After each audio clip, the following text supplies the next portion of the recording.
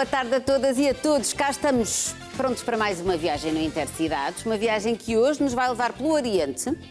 Vai também levar-nos a conhecer o espetáculo Até ao Fim do Mundo, de Fernando Mota. Vamos ainda conhecer mais uma protagonista, neste caso é uma mulher que trocou uma vida urbana pelo mundo rural. E vamos ter tempo para conhecer aves especiais que habitam a Ilha Deserta, na Ria Formosa. Vamos falar de literatura, música e muito mais. É que podiam ser aves espaciais, mas não são aves especiais. O Intercidades vai partir para a próxima paragem. Vamos lá.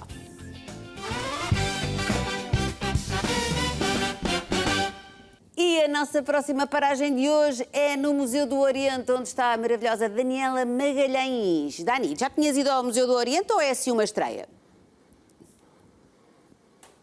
Olá, boa tarde. Olha, eu já cá tinha estado. Eu acho que até foi em visitas de estudo da escola e coisas assim, já tinha tido oportunidade. Mas hoje vai ser um bocadinho mais especial. Porquê? Estou aqui na companhia da diretora Graça Mendes Pinto, que nos presenteou com a sua presença, vamos dizer assim. Portanto, é sempre um bocadinho mais especial. O Conta Lá chegou aqui à casa e foi muito bem recebido. Graça, muito obrigada por estar aqui connosco. Muito obrigada pela vossa visita. É sempre um gosto recebê-los e podermos falar todos um bocadinho sobre este grande museu. A Graça já é diretora aqui há uns aninhos? Não muitos, mas já há alguns. Vai fazer 4 anos que sou diretora, são alguns aninhos. Diretora deste museu. É uma grande casa, não só pelo tamanho do edifício, que é difícil não o encontrarem, não é? Estamos junto ao rio, num edifício classificado dos anos 40, que foi adaptado há uns anos, em 2008, para museu. Portanto, é um museu que tem uma coleção exposta de forma permanente e exposições temporárias. Podemos dizer que há 2 grandes coleções neste museu. A presença portuguesa na Ásia. Neste momento é este piso onde nós estamos. Este piso 1, como é designado, onde estamos, e depois uma coleção chamada Cocon, que tem o seu nome devido a uma importante figura chinesa que doou esta coleção ao Museu do Oriente e que temos a sorte de podermos apresentar. Essa coleção é habitualmente apresentada em exposições temporárias e estamos aqui na entrada de uma dessas exposições temporárias dedicada ao Japão e que tem sido uma exposição muito procurada, muito visitada e que por isso temos multiplicado atividades em torno desta exposição. Temos também presente outras 2 exposições, uma intitulada, um projeto intitulado O Museu Convida, que desta vez convidou a Indonésia, não, a Tailândia, peço desculpa, a Indonésia vai ser o próximo convidado, que está... Tivemos aqui um spoilerzinho. Exatamente, que está no piso da entrada do museu.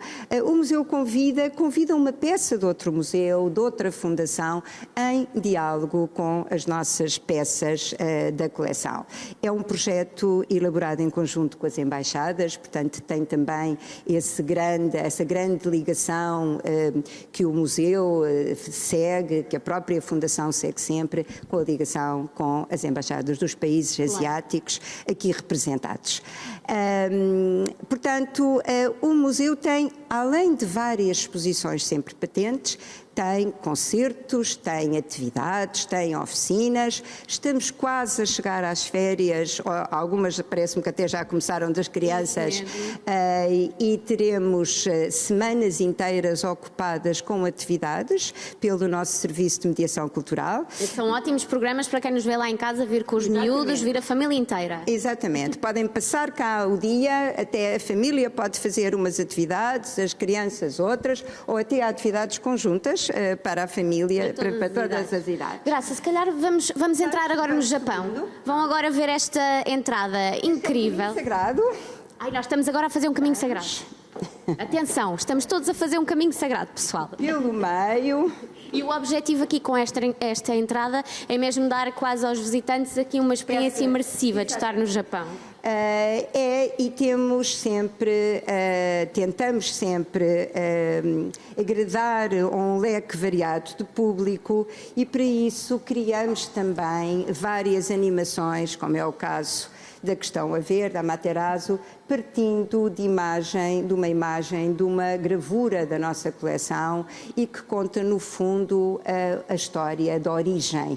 A Amaterasu é uma figura essencial para a história do Japão, mas melhor do que eu, a doutora Margarida, que está aqui, poderá falar exatamente sobre esta lenda.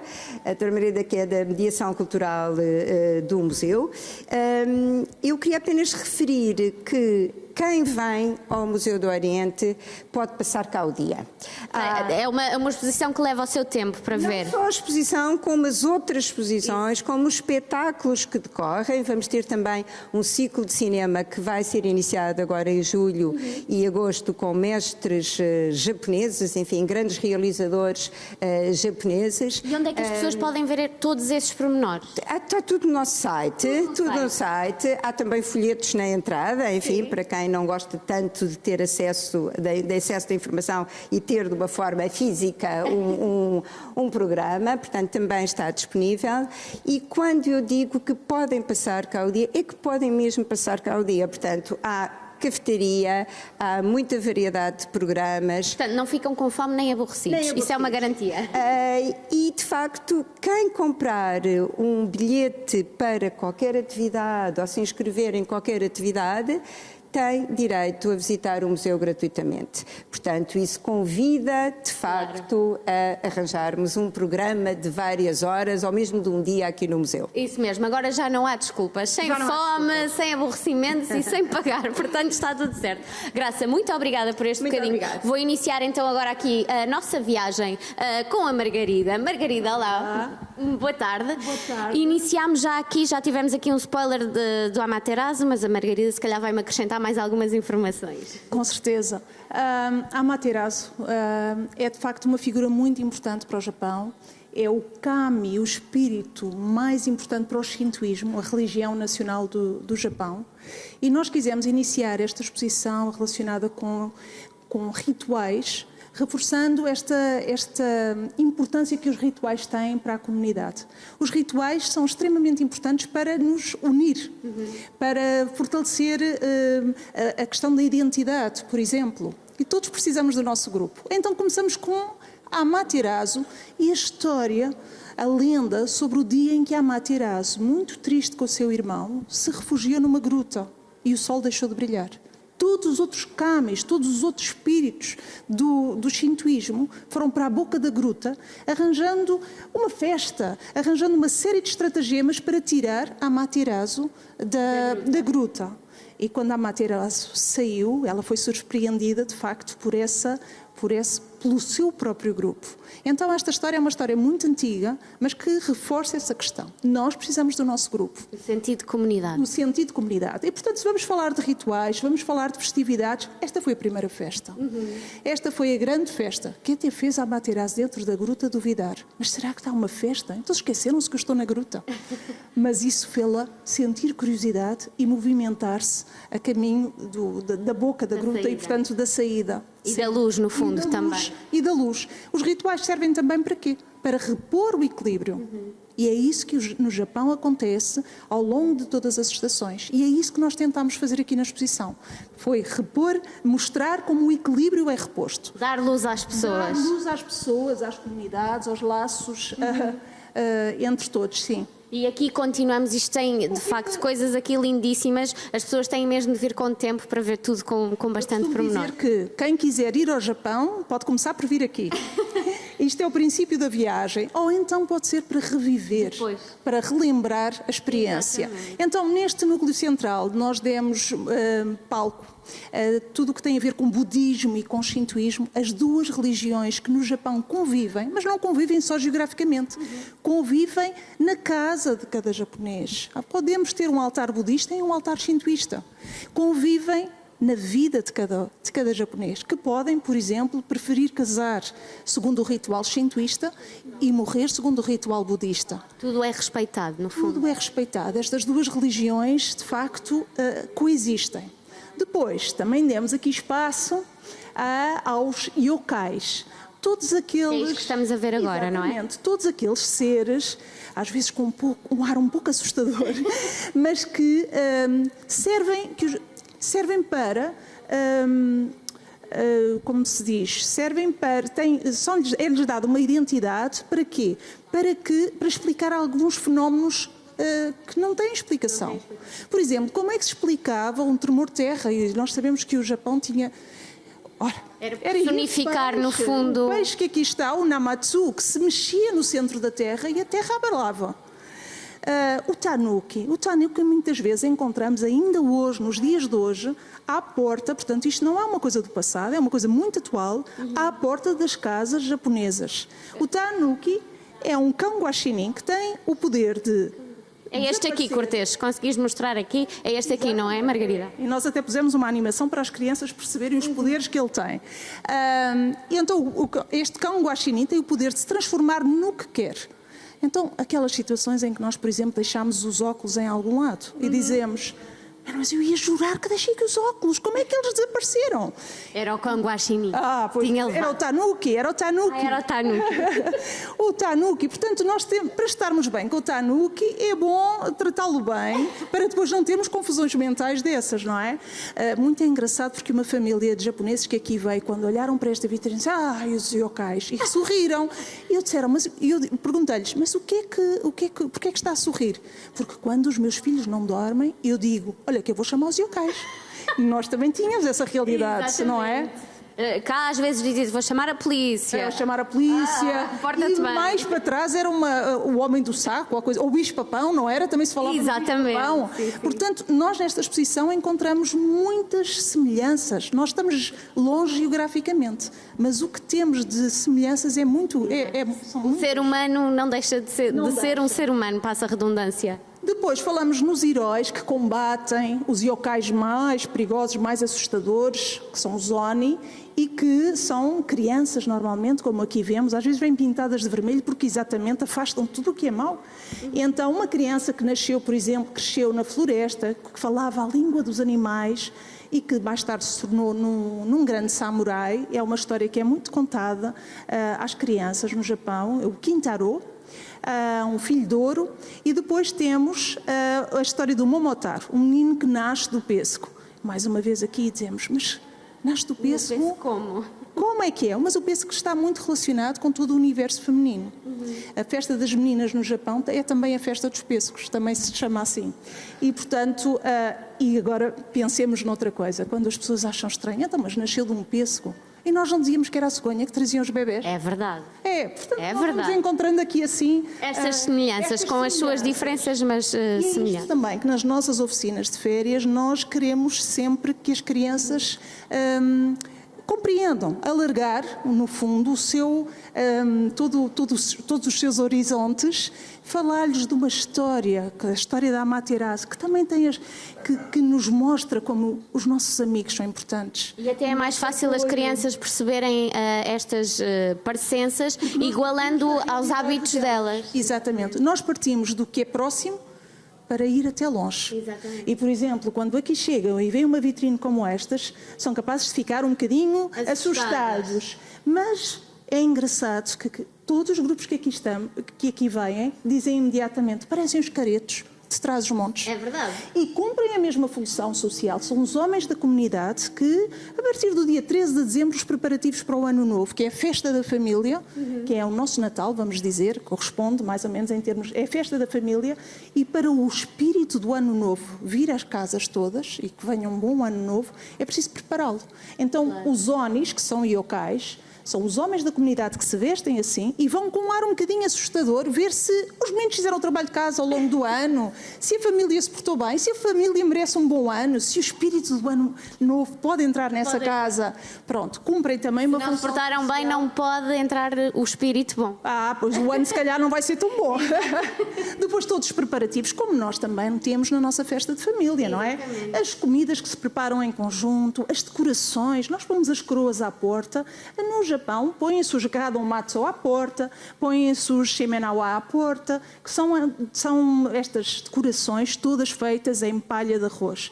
E, por exemplo... E o nosso cortês, entretanto, foi seguindo, que ele estava curioso. Nós vamos seguindo, então o cortês era só para mostrarmos aqui algumas... Aquelas decorações também são essas que se põem à porta, não? Aquelas ali são amuletos, podem ser brinquedos, eu posso contar a história, mas no Japão, e toda esta exposição mostra muito isso, as primeiras ações do ano são extremamente importantes. A primeira água que se vai buscar para cozinhar a primeira refeição. O primeiro fogo para cozinhar a primeira refeição, que se vai buscar também aos santuários, leva-se numa cordinha e tenta-se chegar com a cordinha à casa para acender o lume. Os amuletos que se adquirem, porque toda a gente quer ter um ano fantástico. Sim. Um dos amuletos muito popular, não tem que ser só de ano novo, mas que é muito popular, é o Daruma. O Daruma, este aqui. Exatamente. É a representação de um monge budista que foi aquele que deu início à meditação zen, ao budismo zen, e, portanto, que assenta muito na meditação. Então, esta representação de Daruma é engraçada porque diz-se que meditava longas horas. Então, quando se levantava, os seus membros estavam entorpecidos. Não tem pernas nem braços. Diz-se também que um dia o foco era tanto que, quando começou a meditar, adormeceu. Ficou tão aborrecido com isso, porque tinha tanto foco de meditar, que se diz que cortou as pálpebras, lançou-as à terra e aí nasceu a planta do chá. E temos que lembrar aqui que o chá, os portugueses conhecem o chá quando chegam ao Japão, porque os monges budistas bebiam chá para poderem meditar sem adormecer. Certo. Mas o que é facto é que Daruma ficou muito aborrecido. Então diz que se cortou as pálpebras. É assim uma história, mas é simbólica. E então o que é que nós temos? Um Daruma que, quando é oferecido ou comprado, vem sem pálpebras e sem nenhum olho pintado. Há ali uns exemplares que não têm os olhos. Então a ideia é...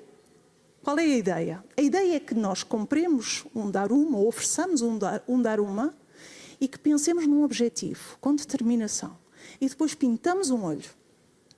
E depois vamos ver se nós trabalhamos para conseguir o objetivo, se o objetivo se concretiza. E quando se concretiza o objetivo, pinta-se o segundo olho. E depois, no final do ano, no Japão, há também a possibilidade de levar o Daruma ao santuário, queimar numa fogueira ritual. Para quê?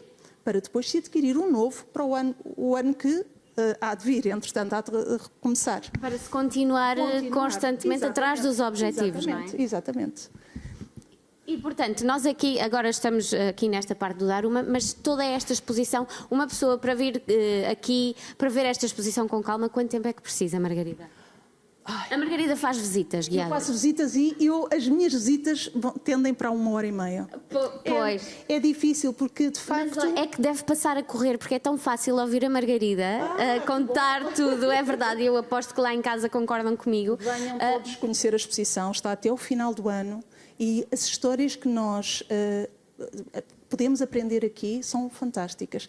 E nada melhor do que nós termos uma história para oferecer a alguém. Portanto, as crianças que venham aqui aprender histórias para contar aos avós, os adultos para contar às crianças, os pais com bebês, com os carrinhos dos bebês, podem vir também e falar sobre as peças e sobre as cores que nós temos, que são há peças aqui muito agarridas, muito coloridas, muito diferentes. E, portanto, venham todos. Não é difícil ter a atenção captada pela Margarida e por todas essas cores garridas que aqui temos, portanto já sabe, se quiser fazer aqui uma visita com a Margarida, é ir ao site, ver todos os horários e está aberto de terça a domingo, não é assim? Está aberto de terça a domingo, sim. Muito bem, muito obrigada, Margarida, adorei a visita, fiquei mesmo, estava hipnotizada a ouvi-la. Ai, que bom. Mesmo, no bom sentido. Portanto, já sabem, estão todos convidados aqui a vir ao Museu do Oriente. Muito bem, Daniela, traz aí 2 darumas para as nossas equipas, para pintarmos os olhinhos, para que coisas boas nos possam acontecer. Boa, Daniela? Combinado? E um beijinho grande à tua convidada, que é de facto extraordinária e vê-se que tem muito entusiasmo e que gosta muito de fazer esta visita e de mostrar aquilo que é o Museu do Oriente a quem o visita. Um beijinho grande. Ora bem, vamos agora viajar até ao site do Conta Lá e para nos dizer o que está em destaque Eu ainda estou assim em modo futebolístico. Contamos com a jornalista Inês Miguel na próxima paragem.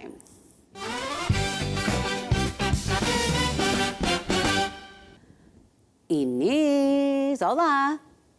Olá, boa Ora, em tarde. que ponto tudo do bem? nosso Portugal te encontras, Inês? Na Covilhã. Gosto tanto da Covilhã. Muito bem, minha querida. Então vamos lá ver o que é que esse site incrível anda a tramar nos dias de hoje. O que é que destacas? Então, a primeira notícia em destaque de hoje é o anúncio da 9ª travessia entre Vila Nova de Gaia e o Porto, que foi feito na véspera de São João pelos presidentes das autarquias, que assinalaram publicamente e assinaram também um memorando do entendimento na Casa do Infante, e este é um investimento que pode ir até aos 25 milhões de euros. Já se sabe onde é que vai ser construída, que ficará a 350 metros a jusante da Ponte de Dom Luís, e agora o próximo passo assenta nos trabalhos das equipas técnicas de ambas as autarquias para que o concurso seja lançado até ao final do ano. O segundo destaque do dia retrata o impacto que o El Niño pode ter em Portugal. Ao que indicam os especialistas, e segundo os dados publicados nos últimos 3 meses, mostra uma ideia bastante clara que o El Niño que se aproxima pode ser forte no plano global, mas em Portugal o efeito direto tende a ser fraco, indireto e difícil de prever. No cruzamento entre a imprensa e os especialistas locais, a conclusão é que o El Niño tem grande peso à escala mundial, mas que Portugal fica na margem dos seus efeitos diretos. E o último destaque é um projeto piloto de digitalização do comércio local, desenvolvido pela Câmara Municipal de Leiria, em parceria com a Comunidade Intermunicipal da região de Leiria e a Associação de Comércio, Indústria, Serviços e Turismo da região de Leiria, e que já foi apresentado. A ideia é fazer compras no comércio local de Leiria sem sair de casa, e as pessoas podem comprar estejam onde estiverem. A escolha vai passar a ser possível com este projeto, que pretende apoiar a transição digital dos comerciantes para que estejam mais preparados para os desafios económicos do presente e também do futuro. Os empresários, os comerciantes e todos os representantes dos diversos setores económicos já ficaram a conhecer os apoios disponíveis para a modernização dos seus negócios, nomeadamente através de serviços de diagnóstico da presença digital e também da aquisição de soluções tecnológicas para aumentar a presença no digital. E são estes 3 destaques, e já sabem que podem ver todas as nossas notícias no site do Conta Lá. Muito bem, Inês Miguel, um grande beijinho para ti e para a Covilhã, um beijinho grande para todos. Obrigada, um beijinho. Beijinhos. Obrigada. Ora bem, Até ao Fim do Mundo é o espetáculo criado por Fernando Mota, que cruza música ao vivo, geologia, literatura e vídeo. Um dos elementos centrais da obra é um cordofone construído a partir de uma das árvores que foi derrubada pela tempestade Christine. Ora veja.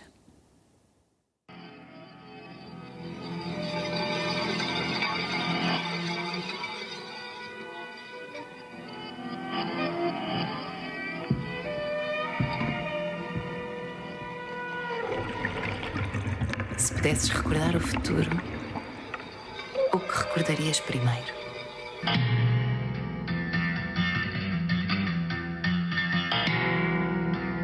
Nas leis elementares com que os físicos descrevem os mecanismos do mundo, não existe diferença entre passado e futuro, entre causa e efeito, entre memória e esperança. Ecomantes, Pitonidas, geomantes, sibilas, intérpretes, leitores, decifradores, xamãs, visionários, videntes.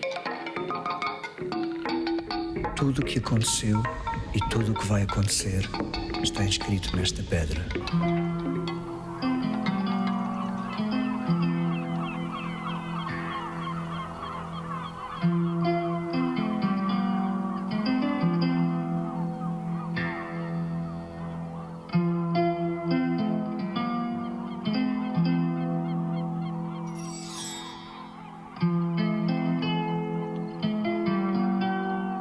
O que está hoje em baixo estará amanhã em cima. Tudo o que se eleva acabará por descer. O céu tombará sobre a terra desabará sobre o céu.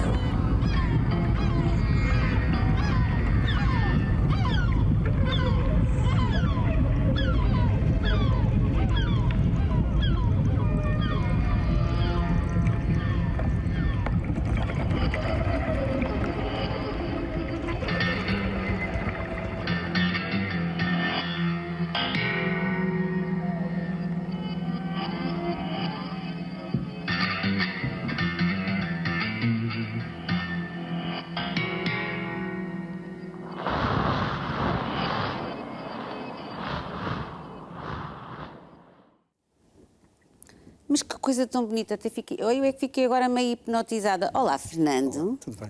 O Fernando, que és compositor, artista sonoro, performer e construtor de instrumentos musicais experimentais, tens que me explicar o que é que se está a passar ali, porque isto já é lindo no ecrã, deve ser ainda muito mais bonito ao vivo, mas explica-me lá o conceito deste espetáculo. Então, este espetáculo segue um bocado a linha dos meus últimos espetáculos, praticamente desde a pandemia. Partem sempre de uma forte componente musical e, sobretudo, de instrumentos musicais ou de objetos sonoros criados com árvores ou rochas, placas de xisto, utilização de água, de areia, de elementos naturais para criar música ou para criar expressão sonora, não é?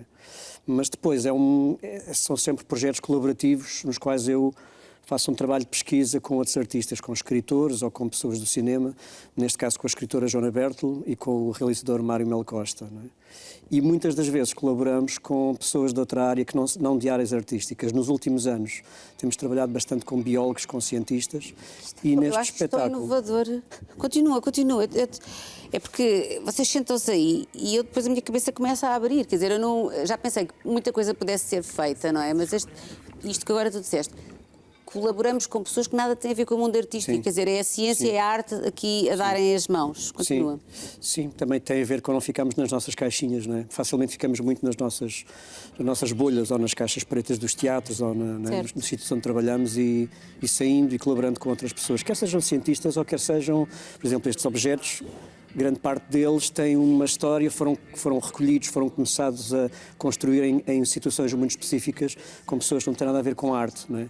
E que fizeram uma troca connosco, no fundo. Quer dizer, estas placas de xistos que eu toco neste espetáculo eram um telhado de um abrigo rural. E era um telhado de um abrigo rural que me foi facilitado por um senhor numa aldeia perto do Fundão. O espetáculo começa muito antes do palco. Sim. E começa fora do palco e começa fora das cidades até. E onde é que isso começa? É um bocadinho como perguntar quem é que criou isto tudo? Não, mas quando tu partes quando tu depois chegas a este produto final, que é extremamente bonito, até comovente, e que tem música e que tem os elementos da natureza e que eu imagino que sensorialmente seja super rico para quem está a ver. Qual foi o primeiro momento deste espetáculo, percebes? Sim, este foi uma faísca, foi uma conversa com o Carlos Carvalho, que é o coordenador do Geoparque Natureza Tejo, que é o geoparque que estuda o território da Beira Baixa. Pronto. Nós temos cerca de 7 geoparques em Portugal, alguns já consagrados pela Unesco, outros ainda em fase de estudo, um deles nos Açores, mas a fagulha mesmo, a faísca, foi uma conversa que tive com o Carlos Carvalho, no qual ele me explicou o surgimento daquele território, das montanhas, dos vales, dos rios, de todo aquele território. E de repente estávamos a falar em milhões de anos, não é? E eu confesso que estava muito preocupado naquele momento com a minha vida, com as minhas pequenas histórias, até com a educação dos meus filhos e com coisas, não é? Com o dia-a-dia, não é? Com as coisas mundanas da vida, sim, mas que são muito importantes. Sim, e de repente ele começou-me a falar numa escala de tempo tão grande, sabes, que comecei a ok, podíamos falar sobre isto, sobre engraçado. Sentiste uma poeirazinha do universo areia, e de repente, espera aí, agora isso que chamou o teu lado mais artístico. Sim, e nós todos também estamos muito... Eu estou especialmente preocupado em como é que eu explico este mundo aos meus filhos, este mundo também de ódio e de racismos e de repente de coisas tão fortes e tão, sabes, que estão cada vez a surgir, mas isso também passa, isso são de repente, quando pensas em milhões de anos, isso é uma coisa que vem e que vai... É o que eu faço sempre para me consolar. Eu sou muito otimista, ao contrário de outras pessoas, mas eu sou. Então eu penso sempre exatamente como tu estás a dizer, que isto é cíclico. E claro que nós devemos aprender com a história, mas não devemos também só retirar o lado mau da história e perceber, ok, mas depois há sempre isto nós chegamos aqui a um fundo, mas isto depois vai dar a volta, não é? Sim, claro, não retira a nossa responsabilidade Não. em sermos agentes ativos, mas, Completamente. mas também relativiza, sabes? Então, e este espetáculo é um pouco isso, é um pensamento entre o tempo profundo, o tempo do planeta e as nossas pequenas histórias, que contam, claro, que são nossas, estamos aqui, não é? Claro que sim. E é por isso que se chama Até ao Fim do Mundo? Sim, sim, era a ideia de será que está a acabar? Exato. Para nós?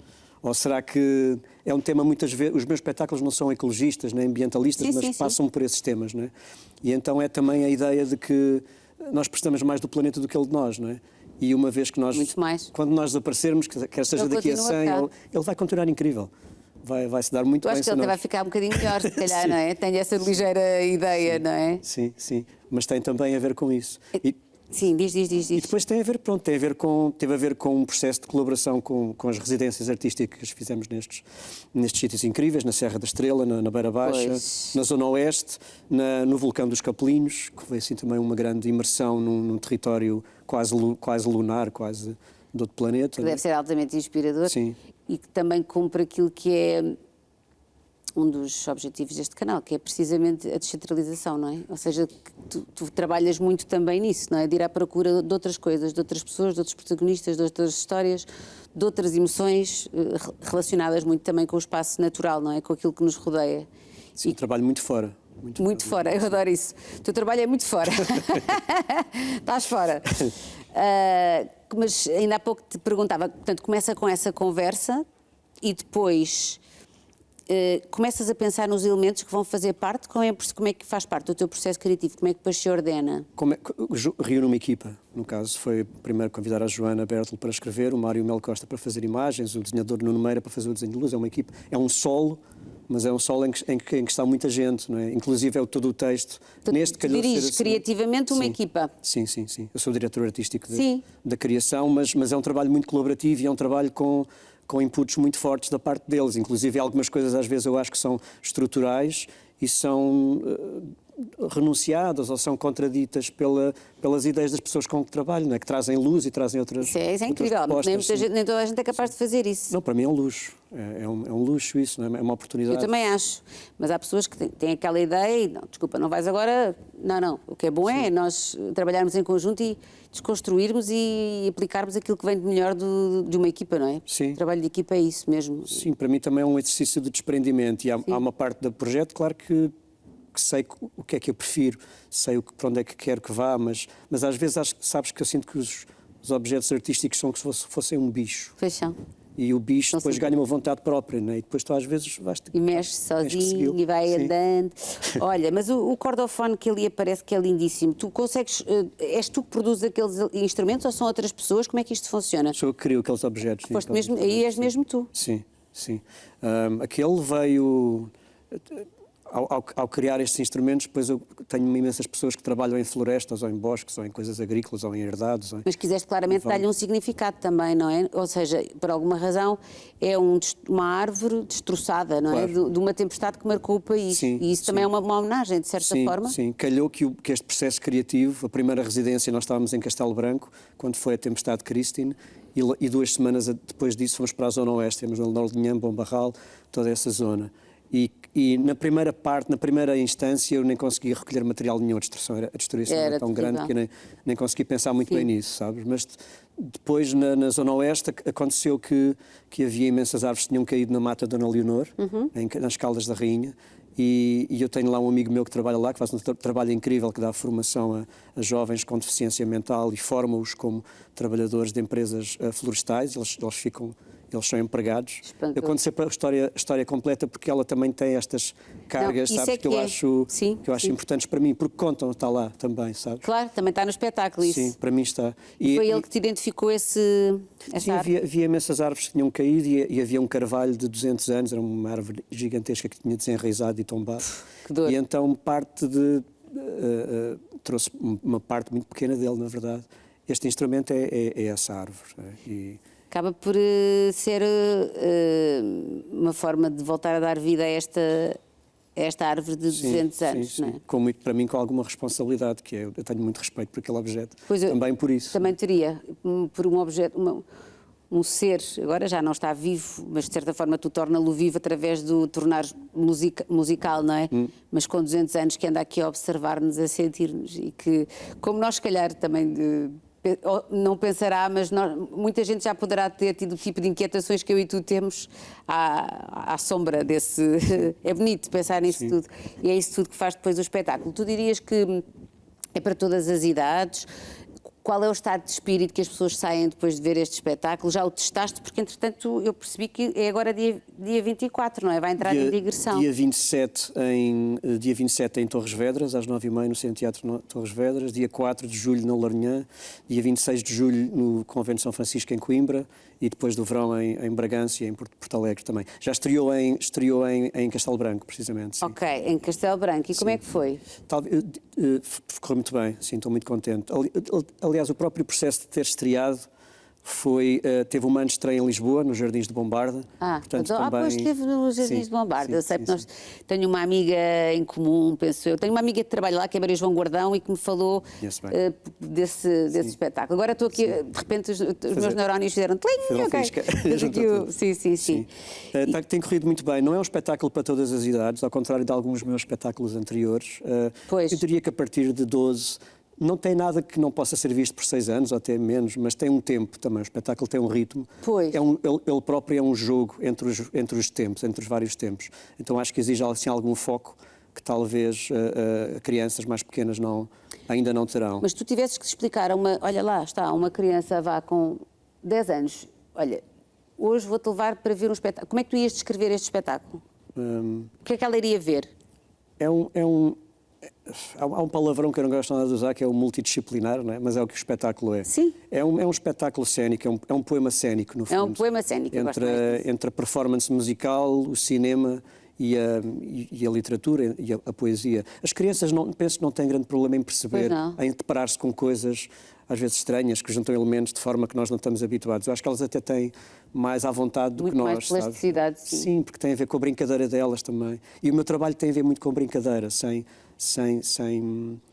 vaidade, mas também sem peneira nenhuma, não é? Porque tem mesmo a ver com brincadeira, tem mesmo a ver com o brincar no melhor dos sentidos, no sentido de aprendizagem, não é? De jogar com os elementos. E de retirar alguma seriedade a algumas coisas que é suposto estarem estanques e que tu as juntas de uma forma que também é uma brincadeira, que também é um exercício de brincadeira, mas também pode ser um exercício de reflexão e de poesia, não é? Isso. De ir buscar coisas que aparentemente não se misturam e eu gosto tanto que tudo se mistura. Eu pelo menos gosto muito, acho que é um bom conceito em tudo, na vida e nas artes também.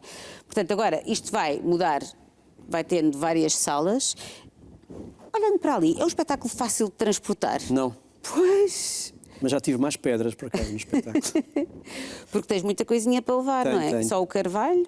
O carvalho vai desmontado, mas enquanto está acabado de montar é uma árvore de 3,5 metros de largura por metro e tal, 2 metros de altura, sim. São objetos relativamente grandes, sim. Tu já criaste outros instrumentos improváveis? Tu gostas de criar instrumentos improváveis? Apareceu na pandemia, e eu acho que não foi por acaso. Eu já construía instrumentos musicais com objetos do cotidiano e a partir da pandemia comecei a focar-me mesmo em materiais naturais e foi uma espécie de terapia para mim na altura. E depois é uma espécie quase de... Estavas em casa e fizeste o primeiro? A pandemia, mais ou menos, sim. A pandemia, quando me apanhou-me deitado, porque eu fui operado ao joelho 4 dias antes de fecharem tudo em Portugal. E então, mas eu tinha já 2 carvalhos que tinha recolhido na Serra de Montemuro. Esperto. Como é que eu não me lembrei de recolher 2 carvalhos? Calhou. Tinha um amigo que tinha um carvalhal e vários terrenos na Serra de Montemuro e tinha já começado a pensar nisso. Foi Espera, mesmo tinhas levado 2 carvalhos para casa? Para o estúdio. Estavas no estúdio de perna estendida? Não, gosto de saber essas coisas. Estava em casa, estava à espera de poder conduzir, a poder locomover-me, cochear até ao estúdio. Estava a perceber como é que acolhias um carvalho em casa, não é? Portanto, tens um estúdio grande. Estúdio, sim, que te permite fazer essas coisas. Sim. E foi aí que começaste o primeiro... Sim, foi aí que comecei a construir estes objetos, sim. Para mim é quase estávamos a falar há bocado de meditação, não é? Quase uma espécie de meditação ativa. Mas estes foram os primeiros, mas tu já fizeste com árvores e com outras coisas. Sim, placas de xisto, matérias naturais. Há um trabalho que eu gosto muito de fazer, que está um bocado mais ligado com a land art, que é às vezes fazer performances para ninguém. no meio da floresta e filmá-las, pronto. E então o que depois chega ao público é uma filmagem disso, não é? É um reflexo disso. Mas a coisa em si existe, é feita na floresta. Não é? Que maravilha. Olha, e testas como é que é o teste dos instrumentos? Como é que tu os fazes? É sozinho, em casa, tu montas aquilo e já sabes que aquilo vai funcionar, porque fazer um instrumento tem que ter alguma ciência também, ou não? Sim, há técnica, há alguma ciência envolvida nisso. Há acústica, há isso tudo, não é, envolvido, mas há também muito erro, há muita experimentação, há coisas que não correm bem, claro. Há imensas coisas que não correm bem. Depois deve ser emocionante, depois mostras a alguém, olha, espera aí que isto agora já está a funcionar. Já tem pilha, neste caso não usas. Exato. Às vezes chamo pessoas, sim, para ver, sim. Mas vou filmando, vai evoluindo, vai crescendo, não é? Tu tens filhos de que idade? Tenho um filho com 14 anos e uma filha com 11 anos. Percebo perfeitamente que tenhas agora uma grande necessidade de lhes explicar o mundo. Ou de ajudá-los a eles perceberem, não é? Sim. Eles pedem-te essas explicações, essa ajuda, ou és tu que provocas as conversas? Ela é mais ativa na pergunta, claramente, né? Está tudo dito. Né? Ela é mais ativa e mais proativa na pergunta, no questionário. Não, ele está a entrar naquela fase do extremo aborrecimento dos 14 anos. Sim.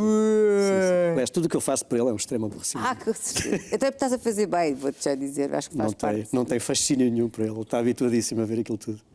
Por acaso, eu te perguntar se eles vão aos teus espetáculos e se têm uma crítica construtiva, mesmo que seja uma crítica arrasadora. Sim, não tem. Estou a ser irónico, mas eles têm. Aliás, participam muitas vezes, porque eu utilizo muitas vozes off nos espetáculos e muitas das vozes são deles. Aliás, no trailer ouve-se a voz que é do Tiago, que é de uma filha, da Sofia. E eles fazem-te perguntas do porquê é que isto não faz sentido nenhum, pai? Claramente, eles desmontam uma dramaturgia e dizem, tens este objeto aqui e ainda não usaste, porquê? Porquê é que só usas este objeto a meio do espetáculo? E eu digo, claro, capaz de estar desequilibrado. Que coisa maravilhosa. Olha, Fernando, muitos parabéns. É mesmo muito bom ver coisas tão giras e tão diferentes e pessoas a fazê-las de forma tão bonita e entusiasmada como tu. Muito obrigado. Muito obrigada, que continues o teu caminho. Ora bem, foi em fevereiro de 2025 que Maria Luísa Almeida decidiu trocar o Porto pelo Paúl, a 20 km da Covilhã, onde hoje desenvolve um projeto na área do envelhecimento ativo. É mais um daqueles casos de pessoa que de repente ficou lúcida. Eu digo isto a brincar, mas é verdade. Teve assim uma lucidez clara e disse, não, eu estou a ser infeliz no meio urbano, eu quero mudar de vida. E mudou mesmo. Vamos descobri-la na próxima paragem.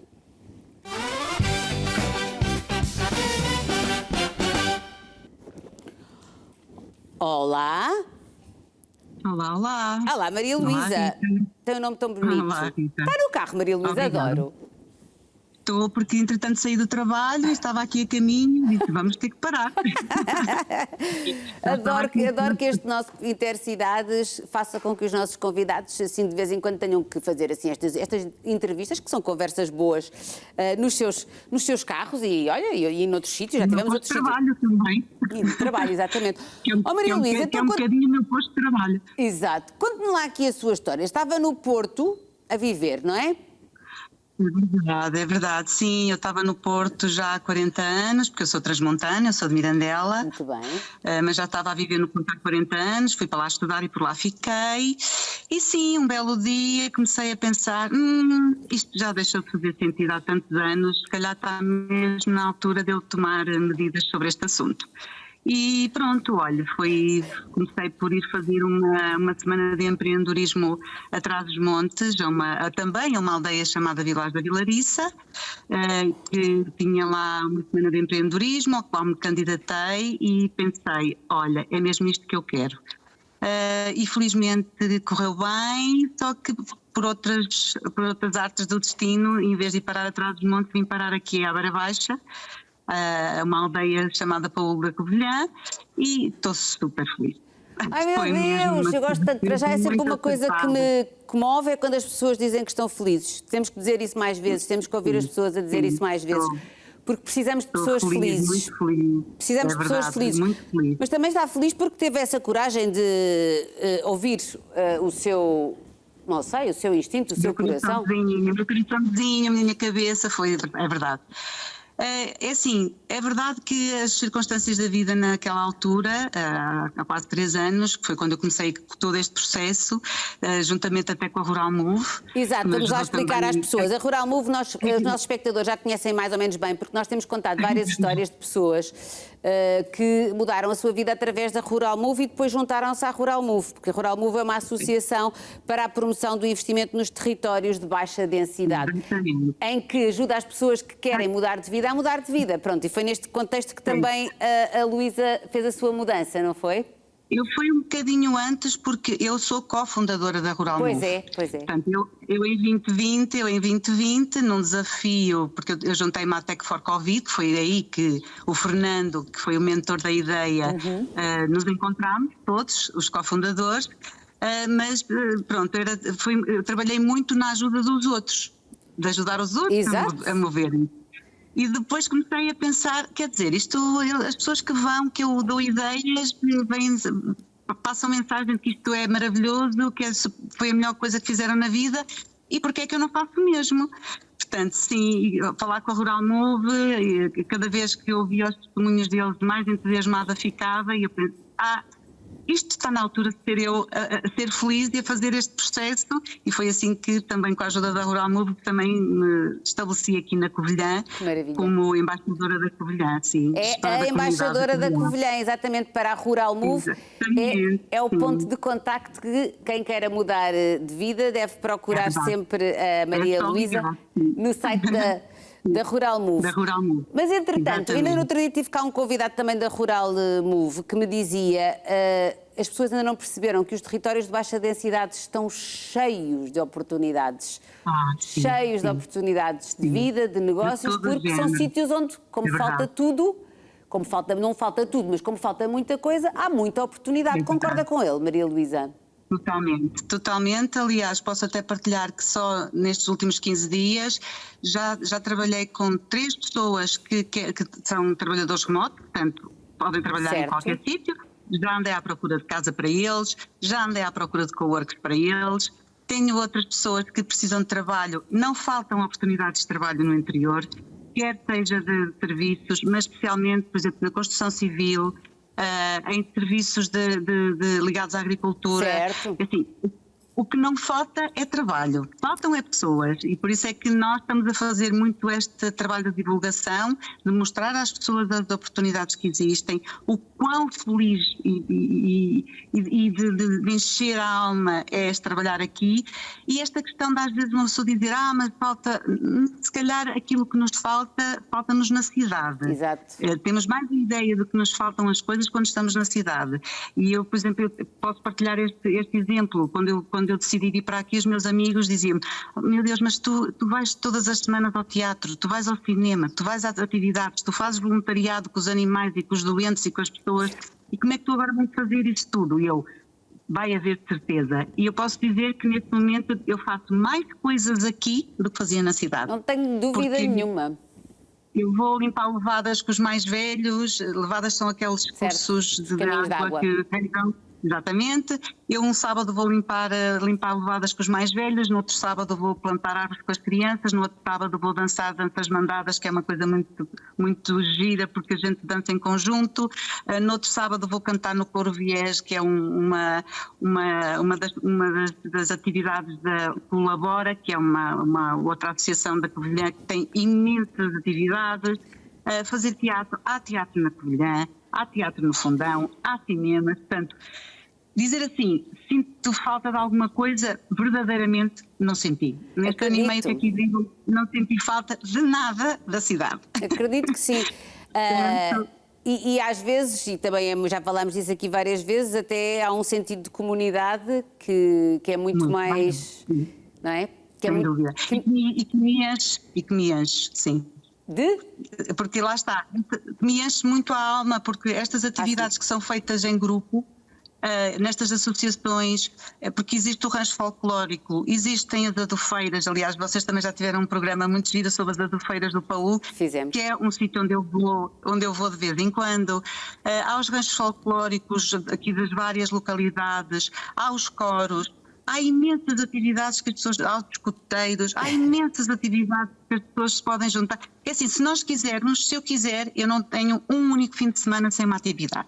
Ai, meu Deus, também tem que ter tempo para descansar, até porque a Maria Luísa criou também um projeto na área do envelhecimento ativo, não foi?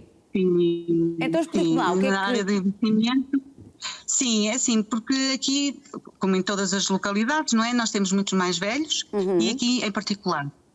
E cada vez mais nós sabemos que as pessoas envelhecem melhor se estiverem nas suas casas e não tiverem que ir, muitas das vezes não há outra solução, mas se não tiverem que ir para outros sítios que não as casas deles. Portanto, a minha proposta é ajudá-los a estar cada vez mais nas suas casas, mais tempo nas suas casas, para que eles possam envelhecer com mais alegria, junto dos seus objetos, junto das suas coisas, e que os últimos dias, sejam eles dias ou meses ou anos, sejam realmente vividos de uma forma tranquila. Sejam e feliz. vividos, não é? Sejam vividos. Exatamente. Eu uso muito o termo que é envivecer. Pois. A gente não quer envelhecer, a gente quer envivecer. Portanto, é isso que eu quero para os meus velhinhos daqui de todo lado. E depois também estendi um bocadinho este meu projeto ao desenvolvimento rural, aproveitando muito das sinergias que temos com o Rural Move, e fazer coisas também para o resto da comunidade. Fazer workshops, fazer muitas daquelas coisas que os miúdos hoje em dia não sabem fazer, que é plantar uma cebola, que é mudar o interruptor. No fundo fazem uma troca de conhecimentos entre os mais novos e os mais velhos. Exatamente. Os mais velhos ficam super felizes porque estão com os mais novos a ensinar e a partilhar conhecimento, e os mais novos, se fossem se calhar os pais, não achavam tanta piada, mas com os avós e com as pessoas mais velhas, eles aderem imenso. Sim, e acham e os mais imensa novos piada, provavelmente também têm a ensinar e a ajudar os mais velhos sobre literacia, por exemplo, digital, não é? Que nós sabemos que é um problema. Exatamente. E mesmo às vezes falar de coisas que eles fazem nas escolas. Pois. Basta conversar um bocadinho com eles precisam uns e outros precisam de companhia, não é? Porque muitas das vezes os pais, que são as pessoas que menos tempo às vezes têm, porque têm que trabalhar, não é? Infelizmente é uma das coisas que nós temos que fazer muitas horas por dia. Oh, Maria Luísa, e quantas pessoas já conseguiu, assim, não é preciso um número, mas mais ou menos quantas pessoas já ajudou a fazerem a mudança de vida para aí? É assim, mudar, neste momento, eu só estou cá há cerca de 6 meses nesta atividade, eu já contactei seguramente com 10 pessoas, certo. 10, 11 pessoas, porque eu estou assim a pensar no número de vezes que eu já fui procurar casa. Exato. Porque nós temos aqui muitas casas, e aí apelo agora aos nossos construtores e aos nossos investidores do nosso país. Há muitas casas para reabilitar, há muitas pessoas que precisam de casa e aqui há muitas casas para reabilitar. Pois é. Portanto, é juntar aqui o útil ao agradável e criar espaços para as pessoas mudarem, porque há pessoas que ainda não mudaram, e eu já me passaram muitas, porque eu sou a responsável pelos movers na Rural Move, então passaram muitas pessoas em contacto, e a dificuldade maior até neste momento é mais casa do que propriamente trabalho. Pois é, nós andamos todos a tentar resolver este problema da habitação e é evidente que é um problema grave, mas há tanta casa ótima que precisava de investimento de reabilitação, não era preciso construir mais, era reabilitar. E lá está, isto resolveria uma série de problemas, porque há muita gente que eu acredito que gostaria de seguir o sonho da Maria Luísa, de mudar para um território considerado de baixa densidade e fazer a sua vida num sítio mais tranquilo, e que também não o faz muitas vezes por essa dificuldade da habitação, não é? Sim. Portanto, neste momento, assim, 10, 11 pessoas só nos últimos 3 meses. Maravilha. Porque eu acho que cada vez mais fala-se sobre o assunto e cada vez mais as pessoas querem vir experimentar. Eu tenho agora, só esta semana, há 2 pessoas que vão fazer uma experiência aqui no interior e eu estou super contente. É maravilhoso. Eu acho que este projeto, nós achamos aqui no canal e no Intercidades, o Rural Move é um projeto fantástico. Vamos ver mais uma vez, vou pedir na Regi que coloquem mais uma vez o site, só para que eu explique então, que quem está a ver este programa e pensa assim, eu estou farta desta vida, quer mudar para um território rural, quer fazer qualquer coisa chamado, não é interior, porque essa versão, já todos aprendemos que interior é o que as pessoas de Lisboa e do Porto chamam ao resto do país, mas não é interior, é ao resto do país. Mas este país que precisa tanto de projetos e de pessoas, a Rural Move ajuda nisso. Portanto, vocês entram aqui nesta página e conseguem encontrar um mover, que é o caso da Maria Luísa, que está responsável por todas as pessoas que precisam de ajuda para se mudarem para a zona onde está, não é assim? E é a Maria Luísa que depois ajuda nestes contactos, a procurar casa, a perceber quais é que são as escolas que existem, todas essas coisas que são preciosas para que alguém possa mudar de vida. Diga. E já agora, se me permite, Rita, uma sugestão que é assim, não tem necessariamente que tomar uma decisão. Eu, por exemplo, posso dar estes 2 casos desta semana. Eu apresentei projetos e propostas a estes dois rapazes de fazerem uma experiência. Há projetos que pode ser de 1 mês, pode ser de 2 meses, 3 meses, 6 meses, de voluntariado, sem ser de voluntariado. Portanto, não têm que tomar uma decisão. Aliás, um dos rapazes vai fazer uma experiência aqui na zona da Covilhã e vai fazer outra no Minho. Portanto, as pessoas inclusivamente nós temos toda a comunidade em todo o país, têm a oportunidade de fazer a experiência, não têm que necessariamente tomar uma decisão e podem fazer experiências em todo o país. E isso também permite e dá a liberdade para que as pessoas, ok, se calhar assim é mais fácil, se eu for lá 1 mês, experimento, gosto, fico, não gosto, experimento outra coisa. É isso e isso mesmo. a Rural Move também pode ajudar. É isso mesmo. Eu espero que a Rural Move seja apoiada por todos os municípios, porque é muito importante este trabalho que vocês fazem, é trabalho de serviço público, por gente apaixonada pelo país e que quer a mudança e que já percebemos todos que esta mudança é imprescindível, não só para que o país evolua, mas sobretudo para que evolua de uma forma, em termos de território, igualitária. Um grande beijinho, gostei muito de a conhecer, Maria Luísa. Obrigada. Continuação de boa estadia e de boa viagem. Obrigada. Obrigada, até à próxima. Um beijinho. Tchau. Beijinhos, Vamos agora fazer uma curtíssima pausa. Voltamos a seguir para falar com o Hélder Batista, de Terra Viva, sobre umas aves especiais que habitam a Ilha Deserta, na minha maravilhosa Ria Formosa. Mas já voltamos com muito mais assuntos que são do seu interesse. Até já.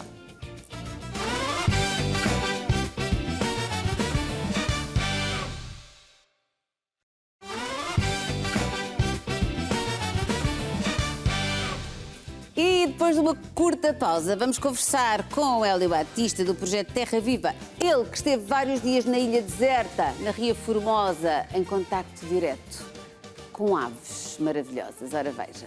Escondidas entre a vegetação estão algumas das aves mais especiais de Portugal.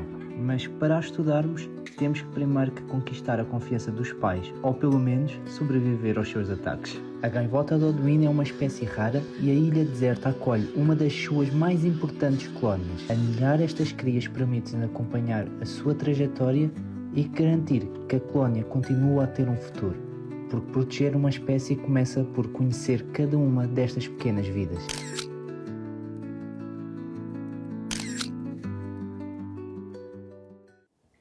Hélio! Alô, Rita, tudo bem? Como está? Ainda estás na Ria Formosa? Não, já estou em casa. Agora estou na casa dos meus pais, não estou na minha, mas já estou de regresso. Sabes quem é que vai para a Ria Formosa este sábado? Eu. Pois é. De férias, que também mereço. Olha, e adoro aquela zona. Estiveste na Ilha Deserta, aqui num trabalho de observação destas maravilhosas árvores. Explica-me lá tudo. Elas são tão queridas. Exatamente. São lindíssimas, não é? Olha, e é engraçado que eu entrei neste mundo da conservação e da observação mesmo por causa desta espécie, por isso foi assim um trabalho bastante especial. Foi um reencontro. Para mim. Foi. Então, pronto, nós fomos até à Ilha Deserta, é um trabalho que já está a ser realizado ali em geral nas ilhas Barreira todas, o trabalho já tem alguns anos, pronto, nós estamos focados agora na Ilha Deserta porque é onde está efetivamente o maior número de casais nidificantes. Neste momento deve ser das maiores colónias que temos no mundo da espécie de gaivota de Oduína. Oduína, nós estávamos aqui todos Oduína, nós não estávamos a saber dizer. Somos uns... Na verdade, nós dizemos Oduína também, é muito aportuguesado, não é? Porque é um nome francês e deve-se pronunciar Audouin ou uma coisa assim. Faz muito bem dizer Oduína. Nós estávamos a dizer Audouin porque achávamos que era francês, precisamente. Mas já está, Oduína. Vamos lá, conhecê-las. Pronto, então, a espécie foi uma espécie que estava em declínio, não é? Na região, na Europa já foi uma das gaivotas mais ameaçadas que nós temos e provavelmente uma das gaivotas do mundo mais ameaçadas. E ela tinha antigamente a grande colónia que existia era na região da Delta do Ebro, em Espanha. Só que devido à poluição humana, como eu costumo dizer, a colónia foi-se desfazendo. As gaivotas são muito oportunistas e elas sabem escolher muito bem os sítios onde nidificam e começaram a ver que deixaram de ter tantas capacidades para continuar a nidificar naquela colónia que tinham no Ebro. E descobriu-se que na deserta começaram a chegar muitos casais desta espécie. E desde que se começou a estudar ali a população na deserta até aos dias de hoje, quase de ano para ano, aumentavam 1000 casais. A Ilha dos Amores. É a Ilha dos Amores. Em 2024, assim, os dados mais recorrentes como lembro, tínhamos cerca de 5.000 e tal casais a nidificar na Ilha da Deserta. Depois haviam mais 1000 e poucos casais na Colatra, que é a ilha lá ao lado. Sei muito bem. Mas assim, a maior população está mesmo ali na Deserta.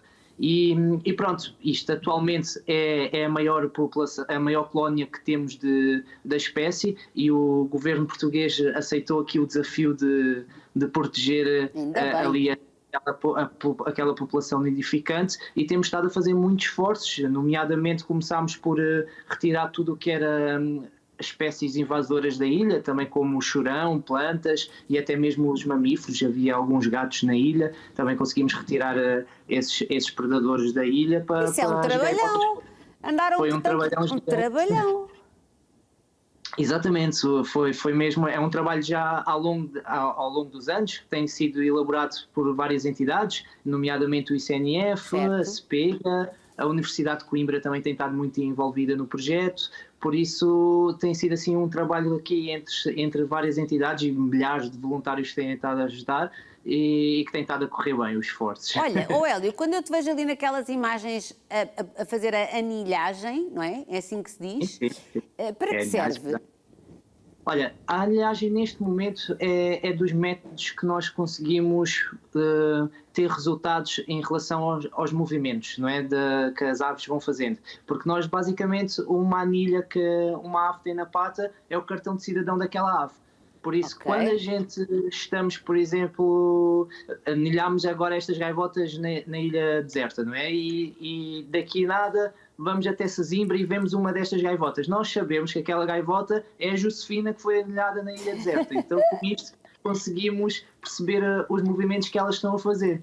Isto é importante porquê? Porque, pronto, como eu disse ainda há bocado, as espécies de gaivota, nomeadamente a alduíno, elas são muito voláteis a escolher os sítios de nidificação. Então, se começarmos com isto, conseguimos perceber se elas estão com os mesmos movimentos que tinham antes. Por exemplo, um facto engraçado elas estão a mudar os sítios de nidificação, né? Tínhamos aquela colónia muito importante no Delta do Ebro, que agora esta é a mais importante, a Delta do Ebro entrou muito em declínio, mas sabemos que o sítio onde elas escolhem para ir passar o inverno continua a ser o mesmo, tanto quando elas estavam no Delta do Ebro, como agora nas desertas, elas vão sempre maioritariamente ali passar o inverno na zona do Senegal, mais ou menos. Olha, chamem-lhes parvas!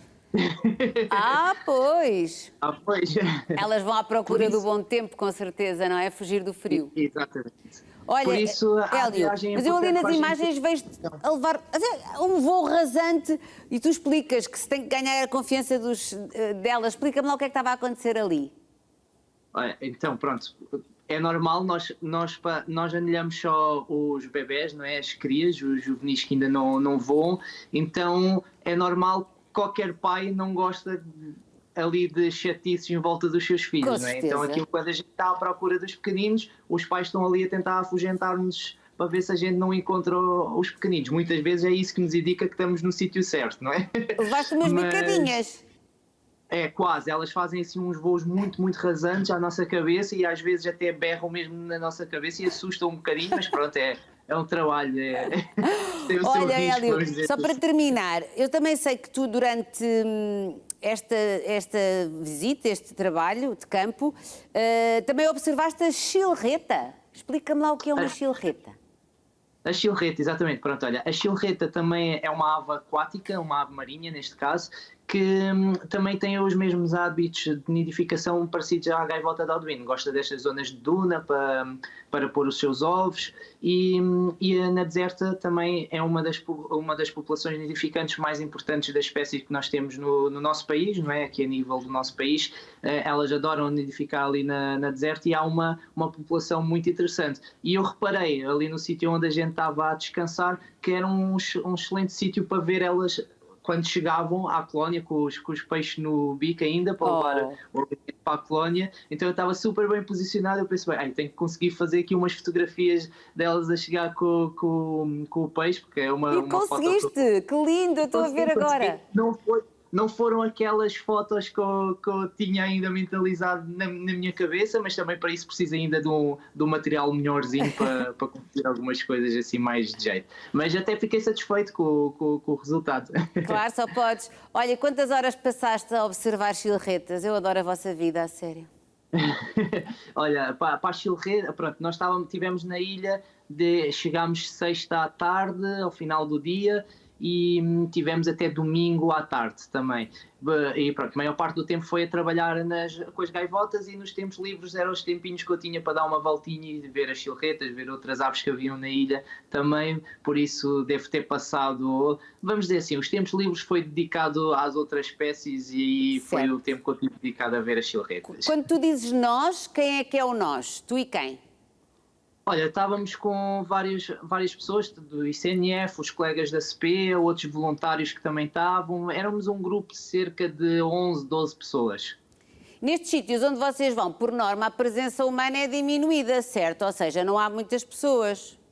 Sim, a ilha deserta não se pode pernoitar na ilha, ou seja, não há ninguém que possa ficar a dormir na ilha. Pronto, nós tínhamos autorização porque estávamos a fazer trabalho científico, mas ainda há algum passeio turístico na ilha, só que fizeram um passadiço que dá a volta à ilha e as pessoas são obrigadas a andar só nesse passadiço. E estas colónias, elas por norma estão no interior das dunas, estão mais afastadas do passadiço e já estão habituadas às pessoas a andar e tudo mais ali, então não há uma grande... Porque a Carla Lourenço no outro dia explicou aqui que, pronto, mas era outra espécie de, não quer dizer nenhuma asneira, senão ela depois mas era outra árvore pequenina que também nidifica nas dunas e que ela dizia Deve ser os borrelhos, se calhar, os borrelhos de coleira interrompida. Eu acho que sim, em que ela estava a explicar que muitas pessoas que é bom passar a palavra para quando andamos nas praias, sobretudo nessas praias aí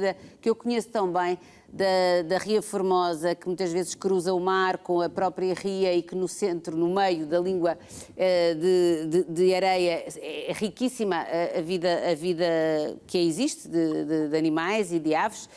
Temos que ir com muito cuidado, não é? Porque em qualquer momento podemos pisar um ninho. Temos que ter cuidado. Sim, sem dúvida. Temos que ter cuidado a andar na natureza. Sim, diz. Pronto, há várias aves destas que usam as dunas. Pronto, ali está tudo sinalizado e é uma zona que tem o passadiço e que as pessoas só podem andar certo. Ali, mas de facto elas não usam, por exemplo, até as chilretas mesmo e os borrelhos, eles fazem os ninhos e nas dunas que têm assim condições eles fazem e há dunas que não estão sinalizadas e de facto o pessoal às vezes a andar acontece isso que a Carla bem chamou a atenção. É passar a palavra.